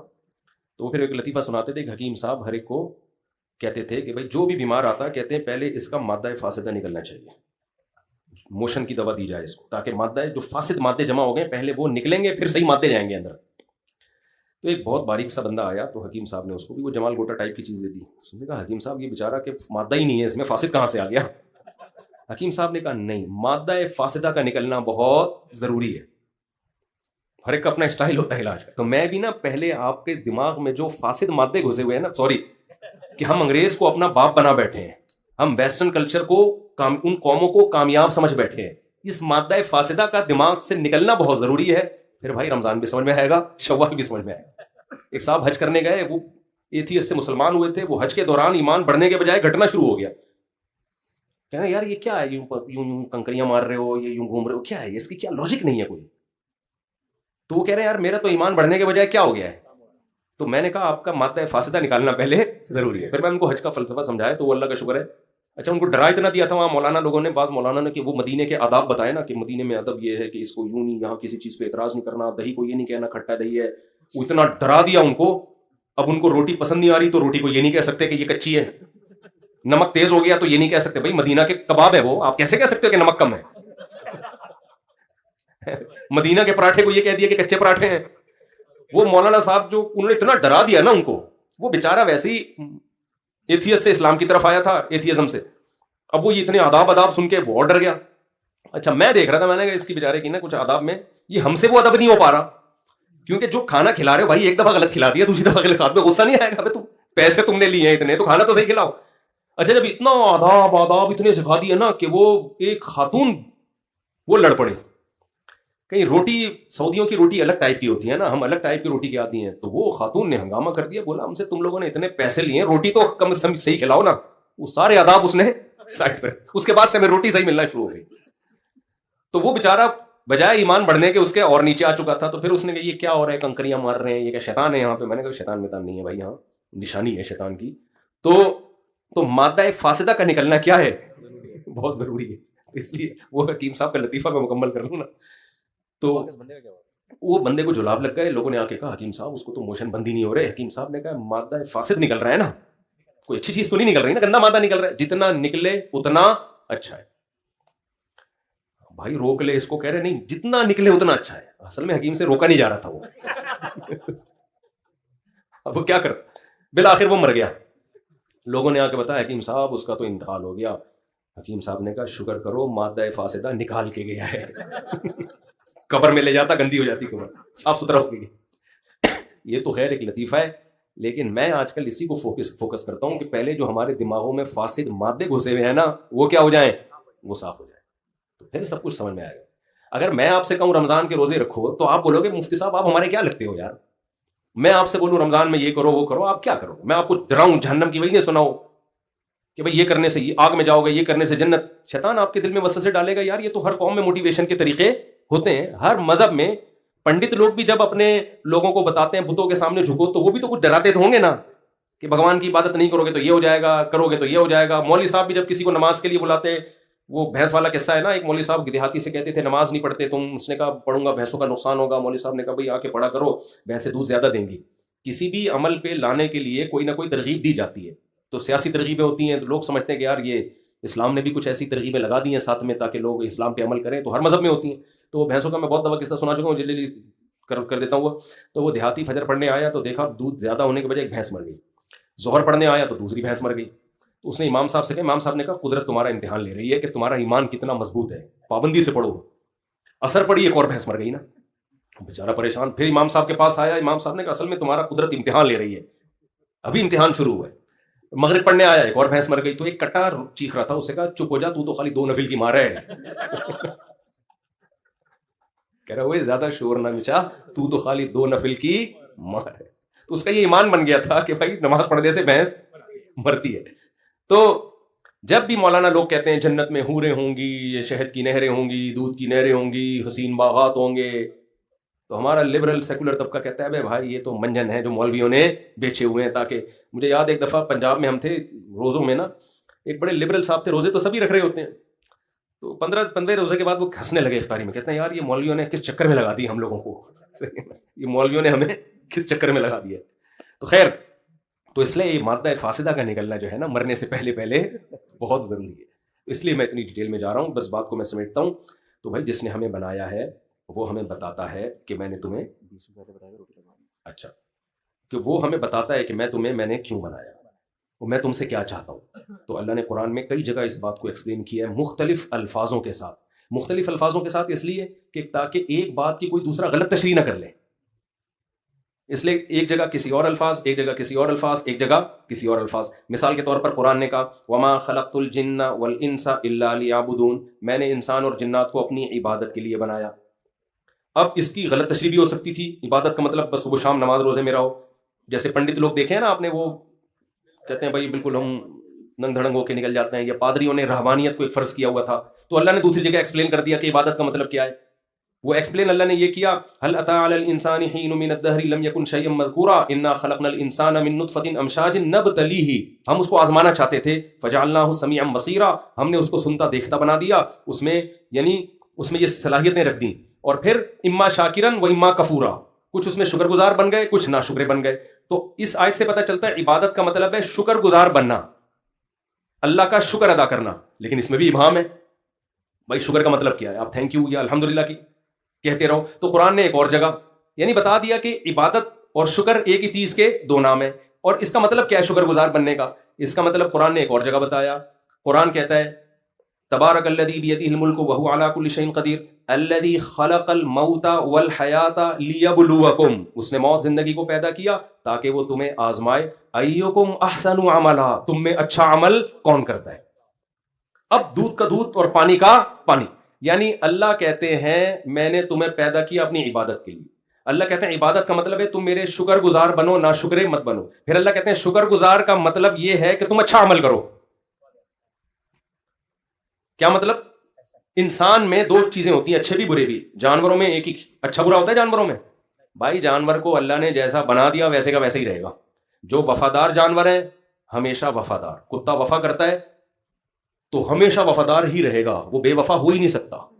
جو بزدل ہیں وہ ہمیشہ بزدل رہیں گے، جو بہادر ہیں وہ ہمیشہ بہادر۔ جانوروں میں اچھے برے نہیں ہوتے، موٹے تازے ہوتے ہیں۔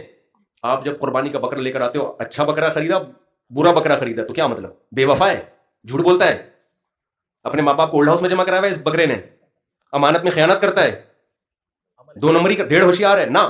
اچھے کا مطلب موٹا تازہ ہے، گوشت بہت نکلے گا۔ بیکار کا مطلب صرف سوپ بنا کے پی سکتے ہو، اس کا لاغر ہے۔ تو جو جیسا ہے ویسے کا ویسے ہی رہے گا بھائی، تبھی ان کے لیے جنت جہنم نہیں ہے۔ انسان کو اللہ نے یہ صلاحیت دی ہے، اپنے اختیار سے نائس پرسن بھی بن سکتا ہے، بیڈ پرسن بھی بن سکتا ہے، اچھا بھی بن سکتا ہے اور بولیں برا بھی بن سکتا ہے۔ وفادار بھی ہوتے ہیں انسانوں میں، بے وفا بھی ہوتے ہیں، ایک نمبر کے چور بھی ہوتے ہیں، سب کا ذہن ایک ہی طرف جا رہا ہے، ایک نمبر کے چور بھی ہوتے ہیں، ایماندار بھی ہوتے ہیں، بوڑھے ماں باپ کی خدمت کرنے والے بھی، جان چھڑانے والے بھی، بیوی سے وفا کرنے والے بھی اور بے وفائی کرنے والے بھی، حقوق ادا کرنے والے بھی، حقوق کھانے والے بھی۔ کیا خیال ہے، ایسا ہے یا نہیں؟ یہ تو سب انسانوں میں۔ تو اللہ کہتے ہیں یہ کوالٹی میں نے صرف انسان جنات میں رکھی ہے کہ وہ اچھے بھی بن سکتے ہیں اور برے بھی۔ ان میں کنجوس بھی ہوتے ہیں، سخی بھی ہوتے ہیں۔ جانوروں میں کنجوس جو ہے وہ ہمیشہ کنجوس ہی رہے گا، جو سخی ہیں وہ ہمیشہ سخی رہیں گے۔ انسانوں میں کنجوس بھی ہیں اور سخاوت کے دریا بھی ہیں۔ تو یہ ساری کوالٹیز کس میں پائی جاتی ہیں؟ انسان۔ اللہ کہتے ہیں بہت ساری مخلوق تھی، انسان کو جو میں نے پیدا کیا، باقی مخلوق کو تو انسان کے لیے بنایا۔ سخر لکم، سب کس کے لیے؟ تمہارے لیے، سب کچھ تمہارے لیے۔ تم کس کے لیے ہو؟ دیکھنا چاہتا ہوں کون اچھا بنتا ہے اور کون برا۔ اب ایک آخری بات، سچی مچی کی آخری بات، یہ جو اچھا اور برا بننا ہے نا، اس میں بھی ایکسپلینیشن کی ہمیں ضرورت ہے، ورنہ انسان ڈیڑھ ہوشیار انسان پتہ ہے گڑبڑ کیا کرتا ہے۔ یہ مثال 20 دفعہ دے چکا ہوں میں، آپ نئے لوگ بیٹھے ہیں آپ کو بھی لازمی دوں گا میں 20 اس لیے کہہ رہا ہوں کہ جو نیٹ پہ سنتے ہیں کہتے ہیں صاحب 6 دفعہ آپ مثال دے چکے ہو۔ بھائی مثال اگر خاندانی ہے تو 6000 دفعہ بھی دی جا سکتی ہے نا۔ کیا خیال ہے؟ آپ سے کوئی قرضہ لینے آ رہا ہے، آپ اس کو بولو کہ میں تمہیں نہیں دوں گا، وہ کہے گا کیوں؟ کہتے مثال دیکھو فلاں بھی تمہارے جیسا آیا تھا لے کے بھاگ گیا۔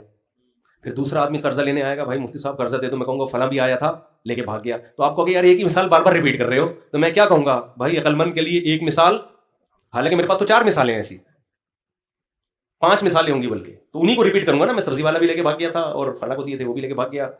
تو ہم نے تو جب بھی کسی کو پیسے دیے الحمدللہ واپس پلٹ کے اللہ کا بڑا فضل ہے۔ تو اس سے میں یہ کہتا ہوں تجربہ تو آ گیا نا کم از کم۔ خیر، تو اب دیکھیں مجھے ایک بات بتائیں، میں وہ مثال دیتا ہوں، اچھے اور برے کو ایکسپلین بھی خدا کرے گا تو سمجھ میں آئے گا، انسانوں کے حوالے کر دیں گے نا۔ ہم یہ چیز بھی یورپین اقوام سے پوچھ رہے ہیں، انگریزوں سے پوچھ رہے ہیں کہ نائس پرسن کسے کہتے ہیں اور بیڈ پرسن کسے کہتے ہیں۔ انہوں نے اچھائی اور برائی کا کرائیٹیریا چینج ہی اتنا کر دیا ہے کہ ہمیں وہ انتہائی برے ہو گئے بھی اچھے لگ رہے ہیں، اور ہمارے ہاں انتہائی اچھا آدمی بھی برا ہو گیا۔ انہیں معیار ہی کمبختوں نے چینج کر دیا ہے۔ سمجھ میں آ رہی ہے بات؟ سارا آوے کا آوا ہی بگاڑ دیا انہوں نے۔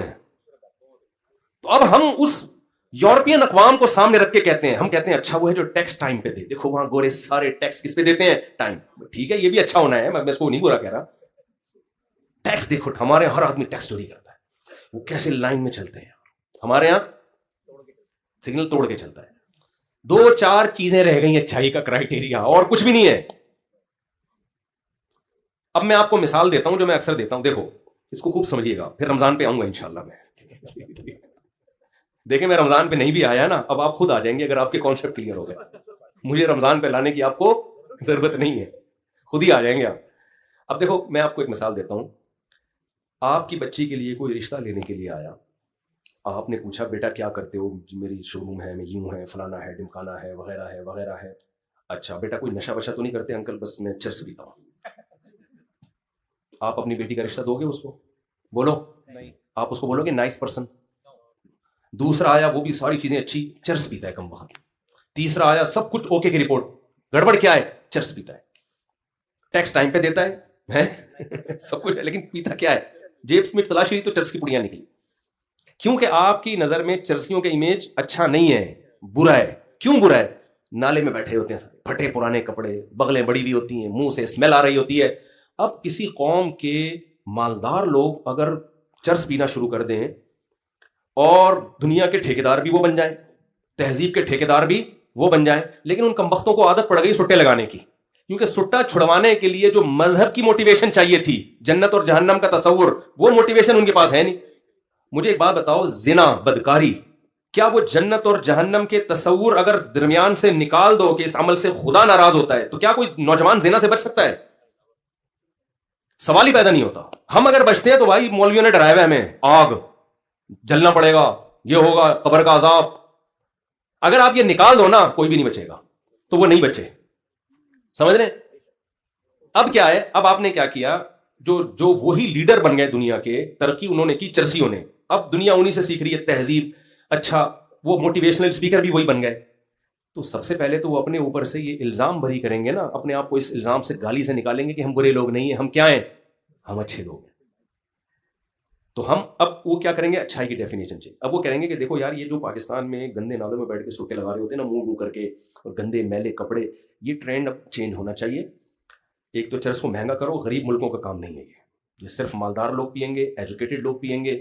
اور اس کی گیدرنگ ہوگی گلشن اقبال میں, بڑی بڑی جگہوں پہ 3 پیس سوٹ اور ٹائی کے بغیر کسی کو چرس میں پینے کی اجازت نہیں ہے. اس کا نام چینج کر کے اینٹی ڈپریشن پاؤڈر, اس کا نام کیا ہوگا, اینٹی ڈپریشن پاؤڈر. اور یہ صرف ان لوگوں کو جو بڑے بڑے دماغی کام کر رہے ہیں, اور اس دماغی کام کی وجہ سے ان کو ڈپریشن. غریب کو کیا ڈپریشن ہوگی بھائی, انہیں وہاں بیٹھ کے چائے پینی ہے. یہ میچور لوگوں کا کام ہے, یہ غریب غربا لوگوں کا کام نہیں ہے. تو اس کی بڑے, اور پھر اس کی پیکنگ بھی اتنی اٹریکٹیو, ایسی چمک پٹیوں میں وہ, اور پھر ڈاکٹر ریکمینڈ کر رہے ہوں گے آپ کو ڈپریشن ہے تو آپ یہ ٹیبلٹ پئیں آپ. اس کے بعد تھوڑے دن میں پتہ ہے کیا ہوگا, وہی مثال الٹی ہو جائے گی. وہی بندہ آیا رشتے کے لیے 3 پیس سوٹ ٹائی میں, آپ نے پوچھا بیٹا کیا کرتے ہو, یہ آپ کہیں گے بیٹا چرس پیتے ہو, نہیں انکل میں تو چرس نہیں. فنڈامنٹلسٹ, بنیاد پرست, دفاع ہو یہاں سے, گھٹیا انسان چرس نہیں پیتا یار. اس کا مطلب تو اتنا بنیاد پرست ہے تو ہماری بچی کو بھی نہیں پینے دے گا. یہ تو گھٹن کے ماحول میں, یہ تو تمہیں لگتا ہے تمہارا کو مولویوں نے تمہیں یہ گھٹن کا ماحول کس نے سکھایا ہے؟ لوگ کہتے ہیں مولویوں کا بڑا گھٹن کا ماحول ہوتا ہے, بیویوں کو رسیوں سے باندھ کے رکھتے ہیں, چارپائیوں سے بڑے بڑے برقع شٹل کاک کی طرح چڑھا دیتے ہیں ان کے اوپر. یہ گھٹن کا ماحول ہے, گھٹن کا, سمجھ رہے ہیں؟ ایسا بنا کے اس کو پیش کریں گے نا کہ جو چرس نہیں پیتا ہوگا. اور پھر یہ بھی کہ دیکھو چرس والے تو چاند پہ پہنچ گئے, پھر ہمارے لبرل سیکولر لوگوں کے اخبار میں جو ہے نا مضامین چھائے ہوں گے, یوٹیوبرز آئیں گے, یہ مولویوں نے ہمیں اسی چکر میں ڈال دیا, چرس حرام, شراب حرام, زنا کیا ہے, حرام. انگریز ان تمام چیزوں سے آزاد ہو کے آج سورج پہ پہنچنے کی باتیں کر رہے ہیں, اور ان مولویوں نے حوروں کے چکر میں ہمیں برباد کر دیا. تو ہوا یہ ہے کہ گوروں نے ہر وہ اخلاقی جرم کیا جس جرم سے بچانے کی طاقت صرف مذہب کے پاس ہے. اگر مذہب کو درمیان سے نکال دیں, آخرت کے تصور کو نکال دیں, تو ان بڑے بڑے جرائم سے بچنا کسی کے بس میں ہے ہی نہیں. وہ بڑے بڑے جرائم کیا ہیں, شراب, زنا آپ کے فیملی سسٹم کی ایسی کی تیسی کر دیتا ہے. ہو گیا برباد معاشرہ. چچا, ماموں, خالہ, پھپھی, تایا, کیا ابا ہی شاٹ. مارکیٹ میں ابا بہت سے تھوڑے سے لوگوں کے رہ گئے ہیں. وہ بیچارہ ابا بھی فادر ڈے میں ہی ہوتا ہے, وہ تھوڑا سا اس کا, یہ تو یو کے رہتے آئے ہیں, زیادہ جانتے ہوں گے. کچھ ہیں فیملی والے بھی لوگ ہیں, لیکن ختم, برباد. عورت کو شوہر پہ اعتماد نہیں. لوگ مجھے کہتے ہیں وفا کرتے ہیں 50 سال میں, جب وہ شادی کرتے ہیں تو وفا کرتے ہیں. اب تو بھائی جب کھانے کے لیے دانت ہی نہیں بچے ہیں تو بادام سے پرہیز کا. 50 سال میں تو کون نہیں وفا کرے گا بیوی سے بھائی. تو ہمارا 22 سال کے 18 سال کے لونڈے لپاڑے اس عمر میں شادی کرتے ہیں, اور 50 آپ اپنے باپ داداؤں سے پوچھو کیسی اپنی بیویوں سے انہوں نے وفا کی ہے. 22 سال میں کیسے جذبات ہوتے ہیں انسان کے, اس وقت وہ بیوی سے وفا کرتے ہیں. حالانکہ کوئی یونائٹڈ نیشن کا لا نہیں ہے ان کے سامنے, کوئی سزا نہیں ہے, صرف کس کے خوف سے. رمضان کو دیکھ لو یار آپ. مجھے آپ ایک بات بتائیں, ڈاکٹر لوگ بھی آج کل کہتے ہیں بھائی فاسٹنگ کرنی چاہیے اور انٹرمیڈیٹ فاسٹنگ کرنی چاہیے, اتنے گھنٹے ناغا. کتنے گھنٹے ناغا کرتے ہیں لوگ؟ بہت مشکل ہے بھائی. ڈاکٹروں کے مشورے پہ بھی جا کے جب انسان عمل کرتا ہے, جب اس کو دیکھ لیتا ہے ایک اٹیک تو ہو چکا ہے اور موت اپنے سامنے ناچتی بھی, تب جا کے تھوڑا سا ہوتا ہے یار تھوڑا سا ہاتھ روکو. اس میں بھی اتنا ہوتا ہے کہ کافی چلتی رہے. ڈاکٹر اگر کہنا کہ 12 گھنٹے آپ نے کافی بھی نہیں پینی تو کہتے ہیں ڈاکٹر صاحب اس زندگی سے موت کیا ہے. تو ڈاکٹر بھی یہ بتا رہے ہوتے ہیں بھائی 12 گھنٹے کی فاسٹنگ کریں, بیچ میں پانی پیتے رہیں, لیمن واٹر پیتے رہیں, کافی چلتی رہے گی, آپ کو تھوڑا سا کچھ بھی یعنی زبان میں ذائقہ رہے گا. حقیقت آپ کو بتاؤں اگر مذہب کی موٹیویشن نہ ہو, ایک روزہ رکھنا بھی بہت مشکل. تو مذہب میں یہ طاقت ہے کہ پورا مہینہ آپ سے روزے رکھوا دیتا ہے. وہ مذہب میں یہ طاقت ہے پوری زندگی آپ کو 20 دفعہ بدکاری کا, زنا کا موقع ملتا ہے, کوئی روک ٹوک نہیں ہے, عورت بھی راضی ہے, آپ بھی راضی ہو, کوئی پکڑے جانے کا خوف نہیں ہے. لیکن مذہب کے پاس یہ طاقت ہے کہ آپ کو زنا سے روک دیتا ہے. مذہب کے پاس یہ طاقت ہے آپ کو شراب سے روک دے. ساری دنیا شراب پی رہی ہے, لوگ پیتے ہیں, اب تو بری بھی نہیں سمجھی جاتی, اور تھوڑے دنوں میں تو فیشن بن جائے گا جس حساب سے ہماری سوسائٹی میں شراب چل رہی ہے. تو اسی طرح بوڑھے ماں باپ کو گھر میں رکھ کے خدمت کرنا, یہ موٹیویشن کہاں سے آئے گی آپ کے پاس؟ یہ مذہب کے. تبھی گورے نے بوڑھے ماں باپ کو اپنی سوسائٹی سے آؤٹ, اور کلچر کا حصہ بن گئی یہ چیز. 18 سال میں خود ہی بچوں کو نکال دیتے ہیں, ان کو پتا ہے اس کا رہنے کا کوئی فائدہ نہیں ہے. تو یہ ساری اخلاقی برائیاں سوسائٹی میں آئیں, فیملی سسٹم تباہ. بھی UK نے دیکھو نا بچے پیدا کرنے پہ انعامات رکھنا شروع کر دیے. کمال کی بات ہے ہمارا جو لبرل طبقہ ہے نا, یہ ان سے بھی عبرت حاصل نہیں کر رہا. میں نے یوٹیوب پہ ایک ویڈیو دیکھی, UK اور کچھ ملکوں نے اعلان کیا بھائی گروتھ ریشو بڑھاؤ, اور اس پہ بڑی بڑی رقمیں انہوں نے رکھی. اور اگلا ہی کلپ تھا پاکستانی گورنمنٹ کہہ رہی ہے کہ ہمارا گروتھ ریشو بڑھ رہا ہے, اس کو کیا کریں ہم. بھائی جنہوں نے کم کر کے دیکھا, ہمارے پاس تو ینگسٹر ہی ایک سورس آف انکم ہے, جوانوں کا ریشو زیادہ ہے, اور تو ہمارے پاس انکم سورس بہت ہے لیکن وہ استعمال تھوڑی ہم کرتے ہیں. اگر یہ گروتھ ریشو ہی کم ہو گیا تو ہمارے بوڑھوں کو گورنمنٹ تھوڑی پالے گی. پھر وہ تو جو گورنمنٹ بھی خود تھوڑی پالتی ہے, جوانوں سے ٹیکس لے کے بوڑھوں پہ خرچ کرتی ہے نا. اچھا یہ بھی ایک ڈرامہ دیکھو, یہ بھی ایک ڈرامہ دیکھو. اچھائی اور برائی کا کرائٹیریا جو چینج کیا ہے نا, اس میں بڑا ڈرامہ یہ بھی کیا ہے. آپ کی تنخواہوں سے 40% ٹیکس. میں ایک ملک میں گیا, نام نہیں لوں گا, وہاں علاج فری. علاج کیا ہے؟ فری. میں تو دھچکا لگا, میں نے کہا یار انسانیت تو اس کو بولتے ہیں. انسان تو ہم تو یعنی کچھ بھی کہہ سکتے ہیں آپ, انسان تو کیا ہے, علاج کیا ہے؟ فری. واہ. بچوں کی ایجوکیشن میں نے کہا فیس کتنی کرتے ہیں؟ فری. بے سب کچھ فری بھائی, صرف روٹی پانی کا خرچہ ہے. بہت متاثر ہوا میں بلا وجہ اتنا ان کے خلاف بولتا رہتا ہوں. تو ایک دن میں نے اپنے دوست سے پوچھا آپ کی تنخواہ کتنی ہے؟ انہوں نے بتایا کہ تقریباً پاکستانی 1 کروڑ بنتی ہے, کچھ ہی پوسٹ پہ تھے. زبردست یار, سب کچھ فری اور تنخواہ بھی 1 کروڑ. انہوں نے کہا 43 لاکھ کٹ جاتے ہیں. مجھے پہلے تو دھچکا لگا, میں نے کہا 43 لاکھ روپے کٹ رہے ہیں؟ کہہ رہے جی. فری کس بات کا ہو گیا بھائی, پھر فری کس بات کا ہو؟ بھائی صاحب یہ منجن ہے, سمجھ رہے ہو یہ کیا ہے؟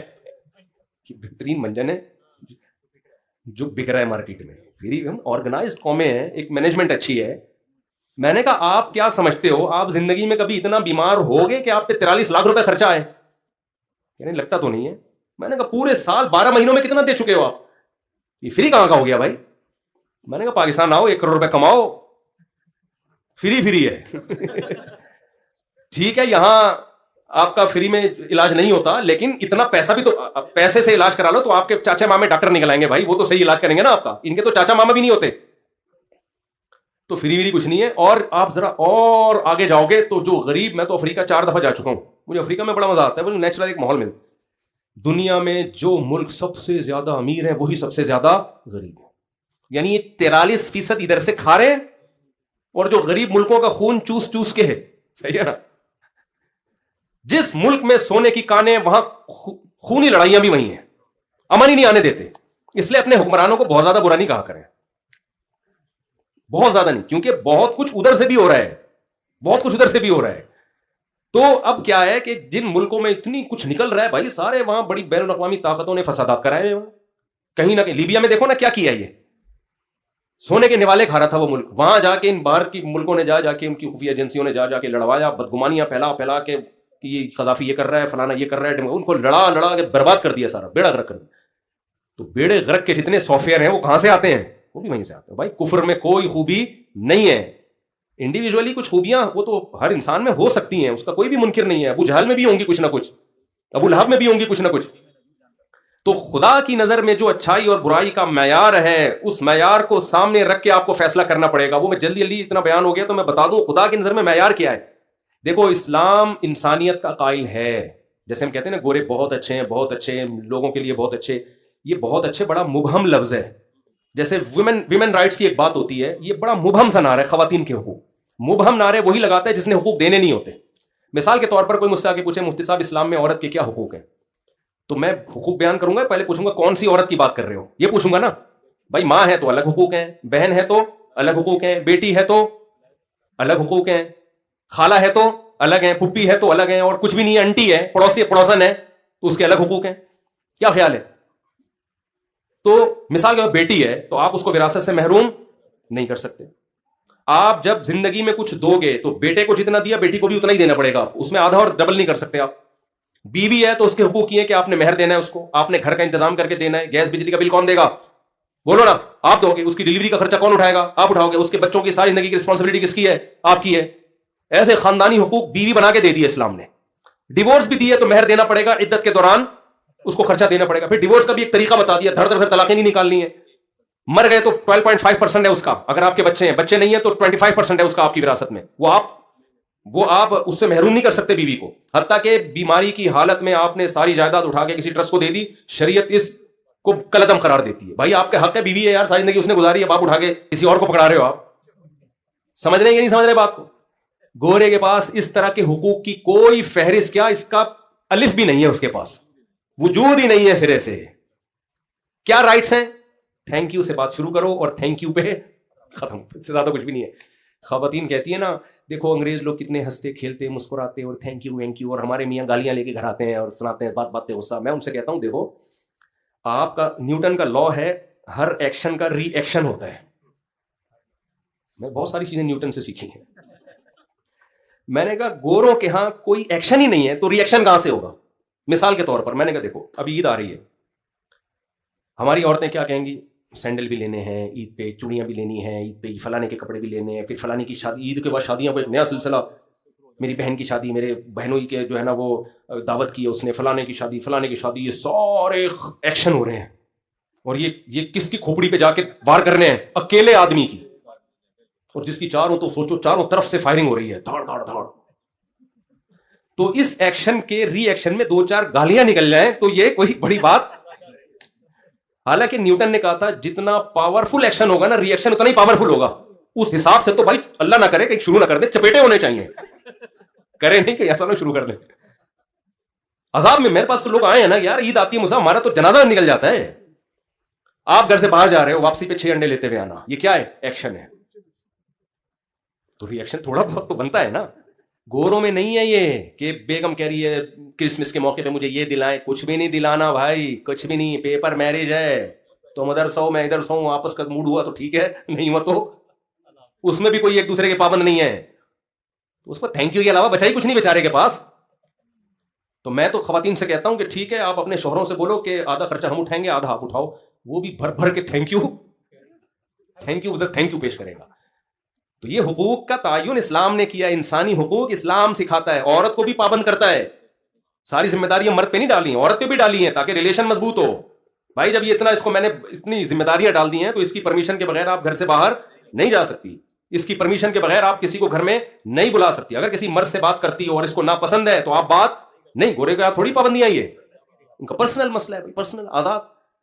تو ریلیشن کی ایسی کی تیسی ہو گئی. صرف اسٹیٹ کے ساتھ ریلیشن ہوتا ہے, جبکہ اسٹیٹ کا کام اسٹیٹ سے ریلیشن مضبوط کرنا نہیں ہوتا. اسٹیٹ کا کام ہے آپس کے جو ریلیشن ہے ان کی مینج کرنا, کہ کوئی کسی کا حق تو نہیں کھا رہا. سارے حقوق اسٹیٹ ہی کے ہیں. تو ہم جو ٹیکس نہیں دیتے غلط کرتے ہیں, دینا چاہیے, لیکن اس کی بیس کنجوسی نہیں ہے. کنجوسی نہیں ہے. کنجوسی ہوتی تو اتنی زکاتیں تھوڑی نہیں کرتی. مسلمانوں کے خالی تہوار دیکھ لو, آپ خالی بقرعید دیکھ لو بھائی, کسی ساری دنیا کے سارے تہواروں کو جمع کرو, اس پہ جو خرچہ ہوتا ہے اور انسانیت کو فائدہ ٹکے کا بھی نہیں ہوتا. صرف ایک بقرعید کے تہوار کو دیکھ لو, اس پہ مالداروں کا خربوں خرچہ ہوتا ہے اور فائدہ دبا کے غریب لوگ اٹھاتے ہیں اس کا. اور اسلام نے بھی گوشت رکھا ہے.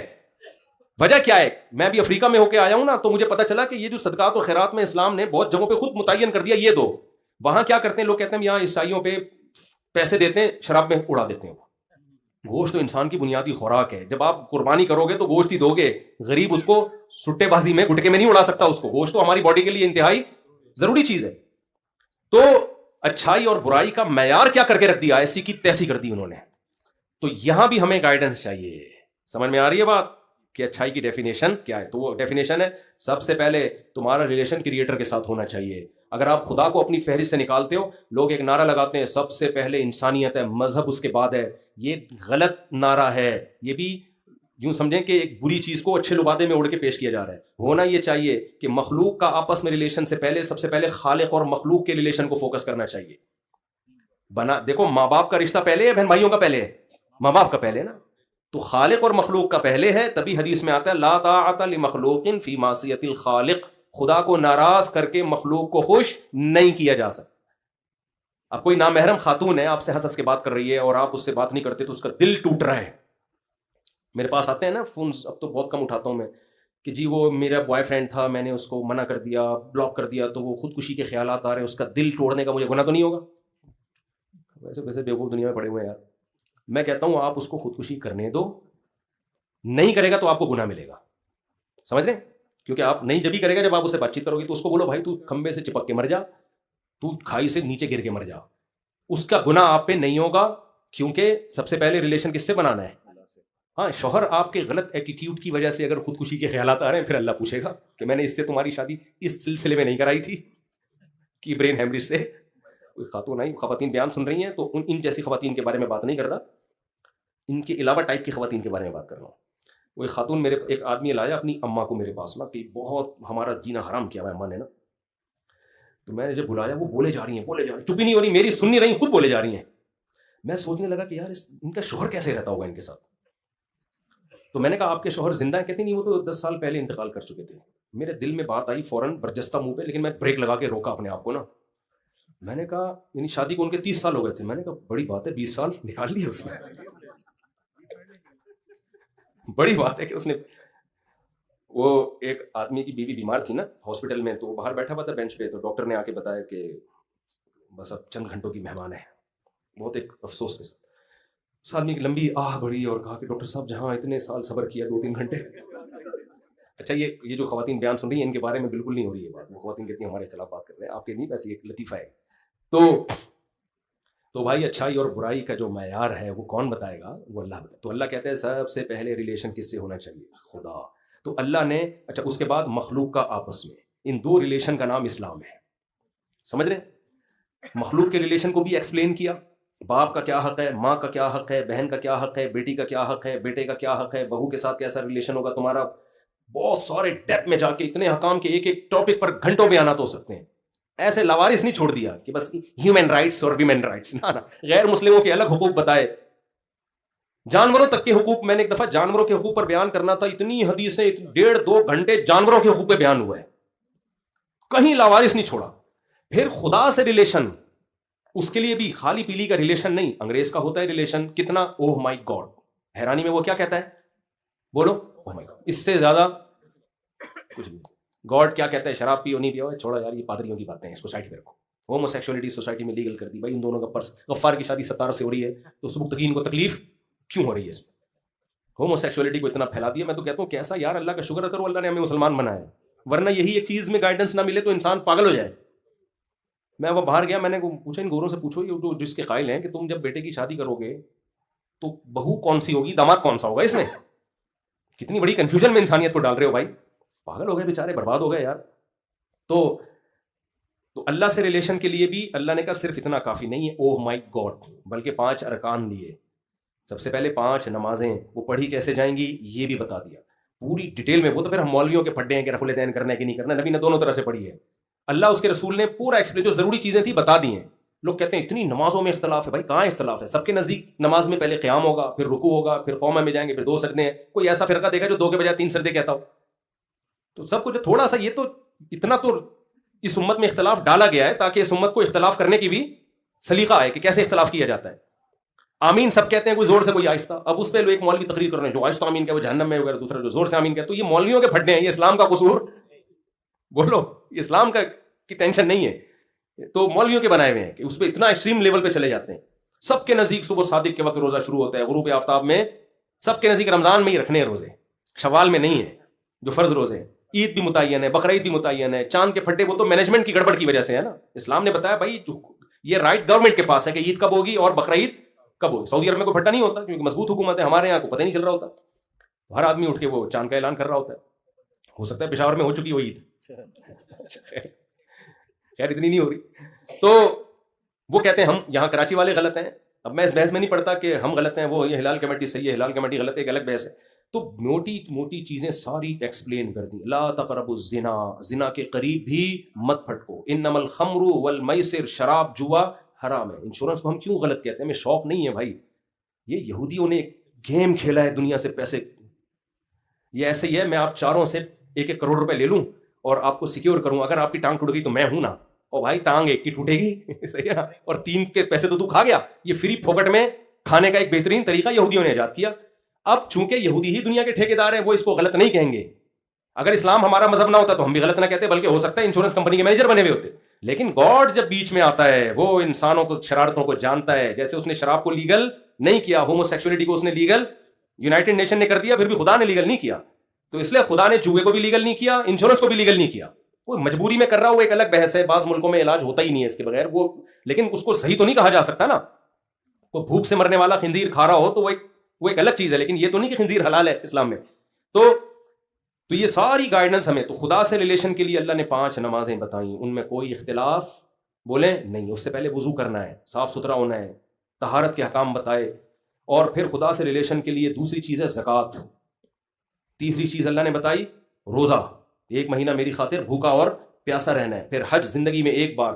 آپ ان احکام میں بیلنس دیکھو کتنا ہے, کوئی زیادہ مشکل بھی نہیں ہے. نیچر کو سب کے سب احکام اپیل کرتے ہیں, کوئی ایسا حکم نہیں دیا. آپ دنیا کے مختلف مذاہب میں جائیں تو عجیب عجیب احکام ملیں گے آپ کو.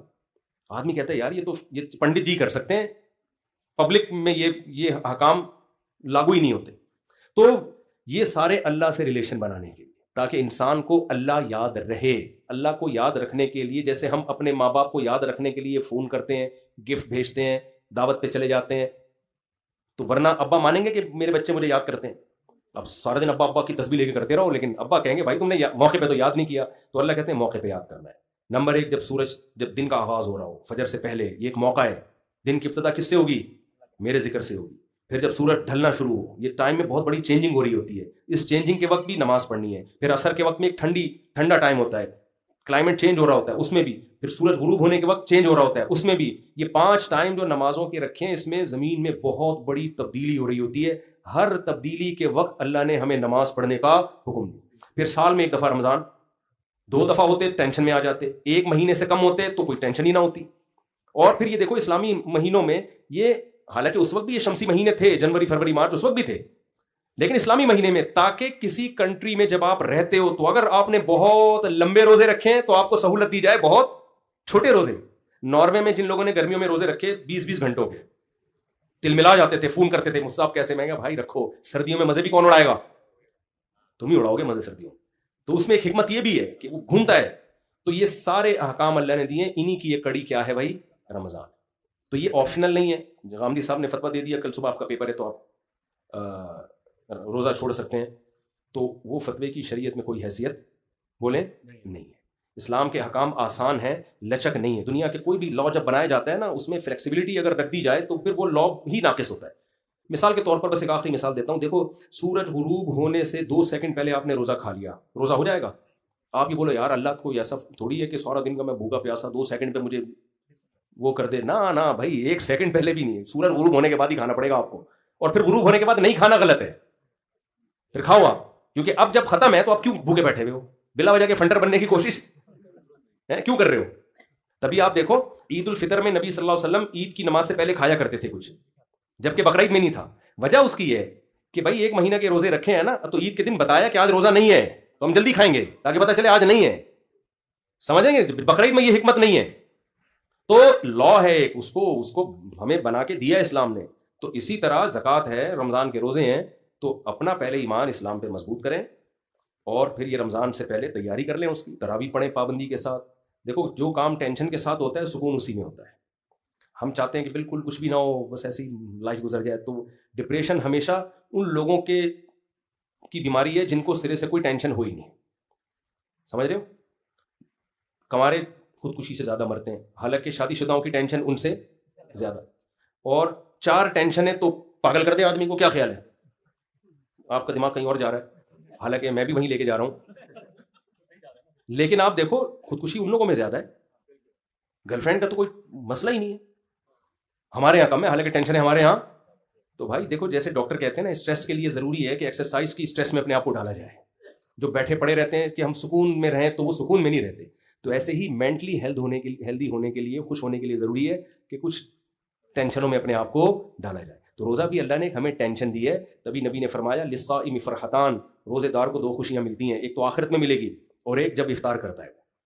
تو وہ افطار کی خوشی بھی جبھی ہوتی ہے جب سارا دن کا روزہ ہو. تو روزہ رمضان مسلمانوں کے گھروں کی رونق ہے، پوری دنیا میں اسلام کے زندہ ہونے کا ایک ثبوت ہے کہ اسلام زندہ مذہب ہے. پوری دنیا میں آپ دیکھو ایک ہلچل مچ جاتی ہے، تو یہ خود اسلام کے سچے ہونے کی ایک بہت بڑی دلیل ہے. اللہ تعالیٰ ہمیں اس رمضان سے بھرپور فائدہ اٹھانے کی توفیق عطا فرمائے، رمضان میں تلاوت میں، نماز میں، ذکر میں دل لگانے کی، تاکہ اللہ سے ریلیشن کیا ہو ہمارا مضبوط ہو. اللہ تعالیٰ عمل کی توفیق عطا فرمائے. الحمدللہ رب العالمین والعاقبۃ للمتقین والصلاة والسلام على رسول الكريم وعلى آله وصحبه أجمعين. اللهم إنا نسألك من خير ما سألك منه نبيك محمد صلى الله عليه وسلم، ونعوذ بك من شر ما استعاذك منه نبيك محمد صلى الله عليه وسلم. أنت المستعان وعليك البلاغ ولا حول ولا قوة إلا بالله.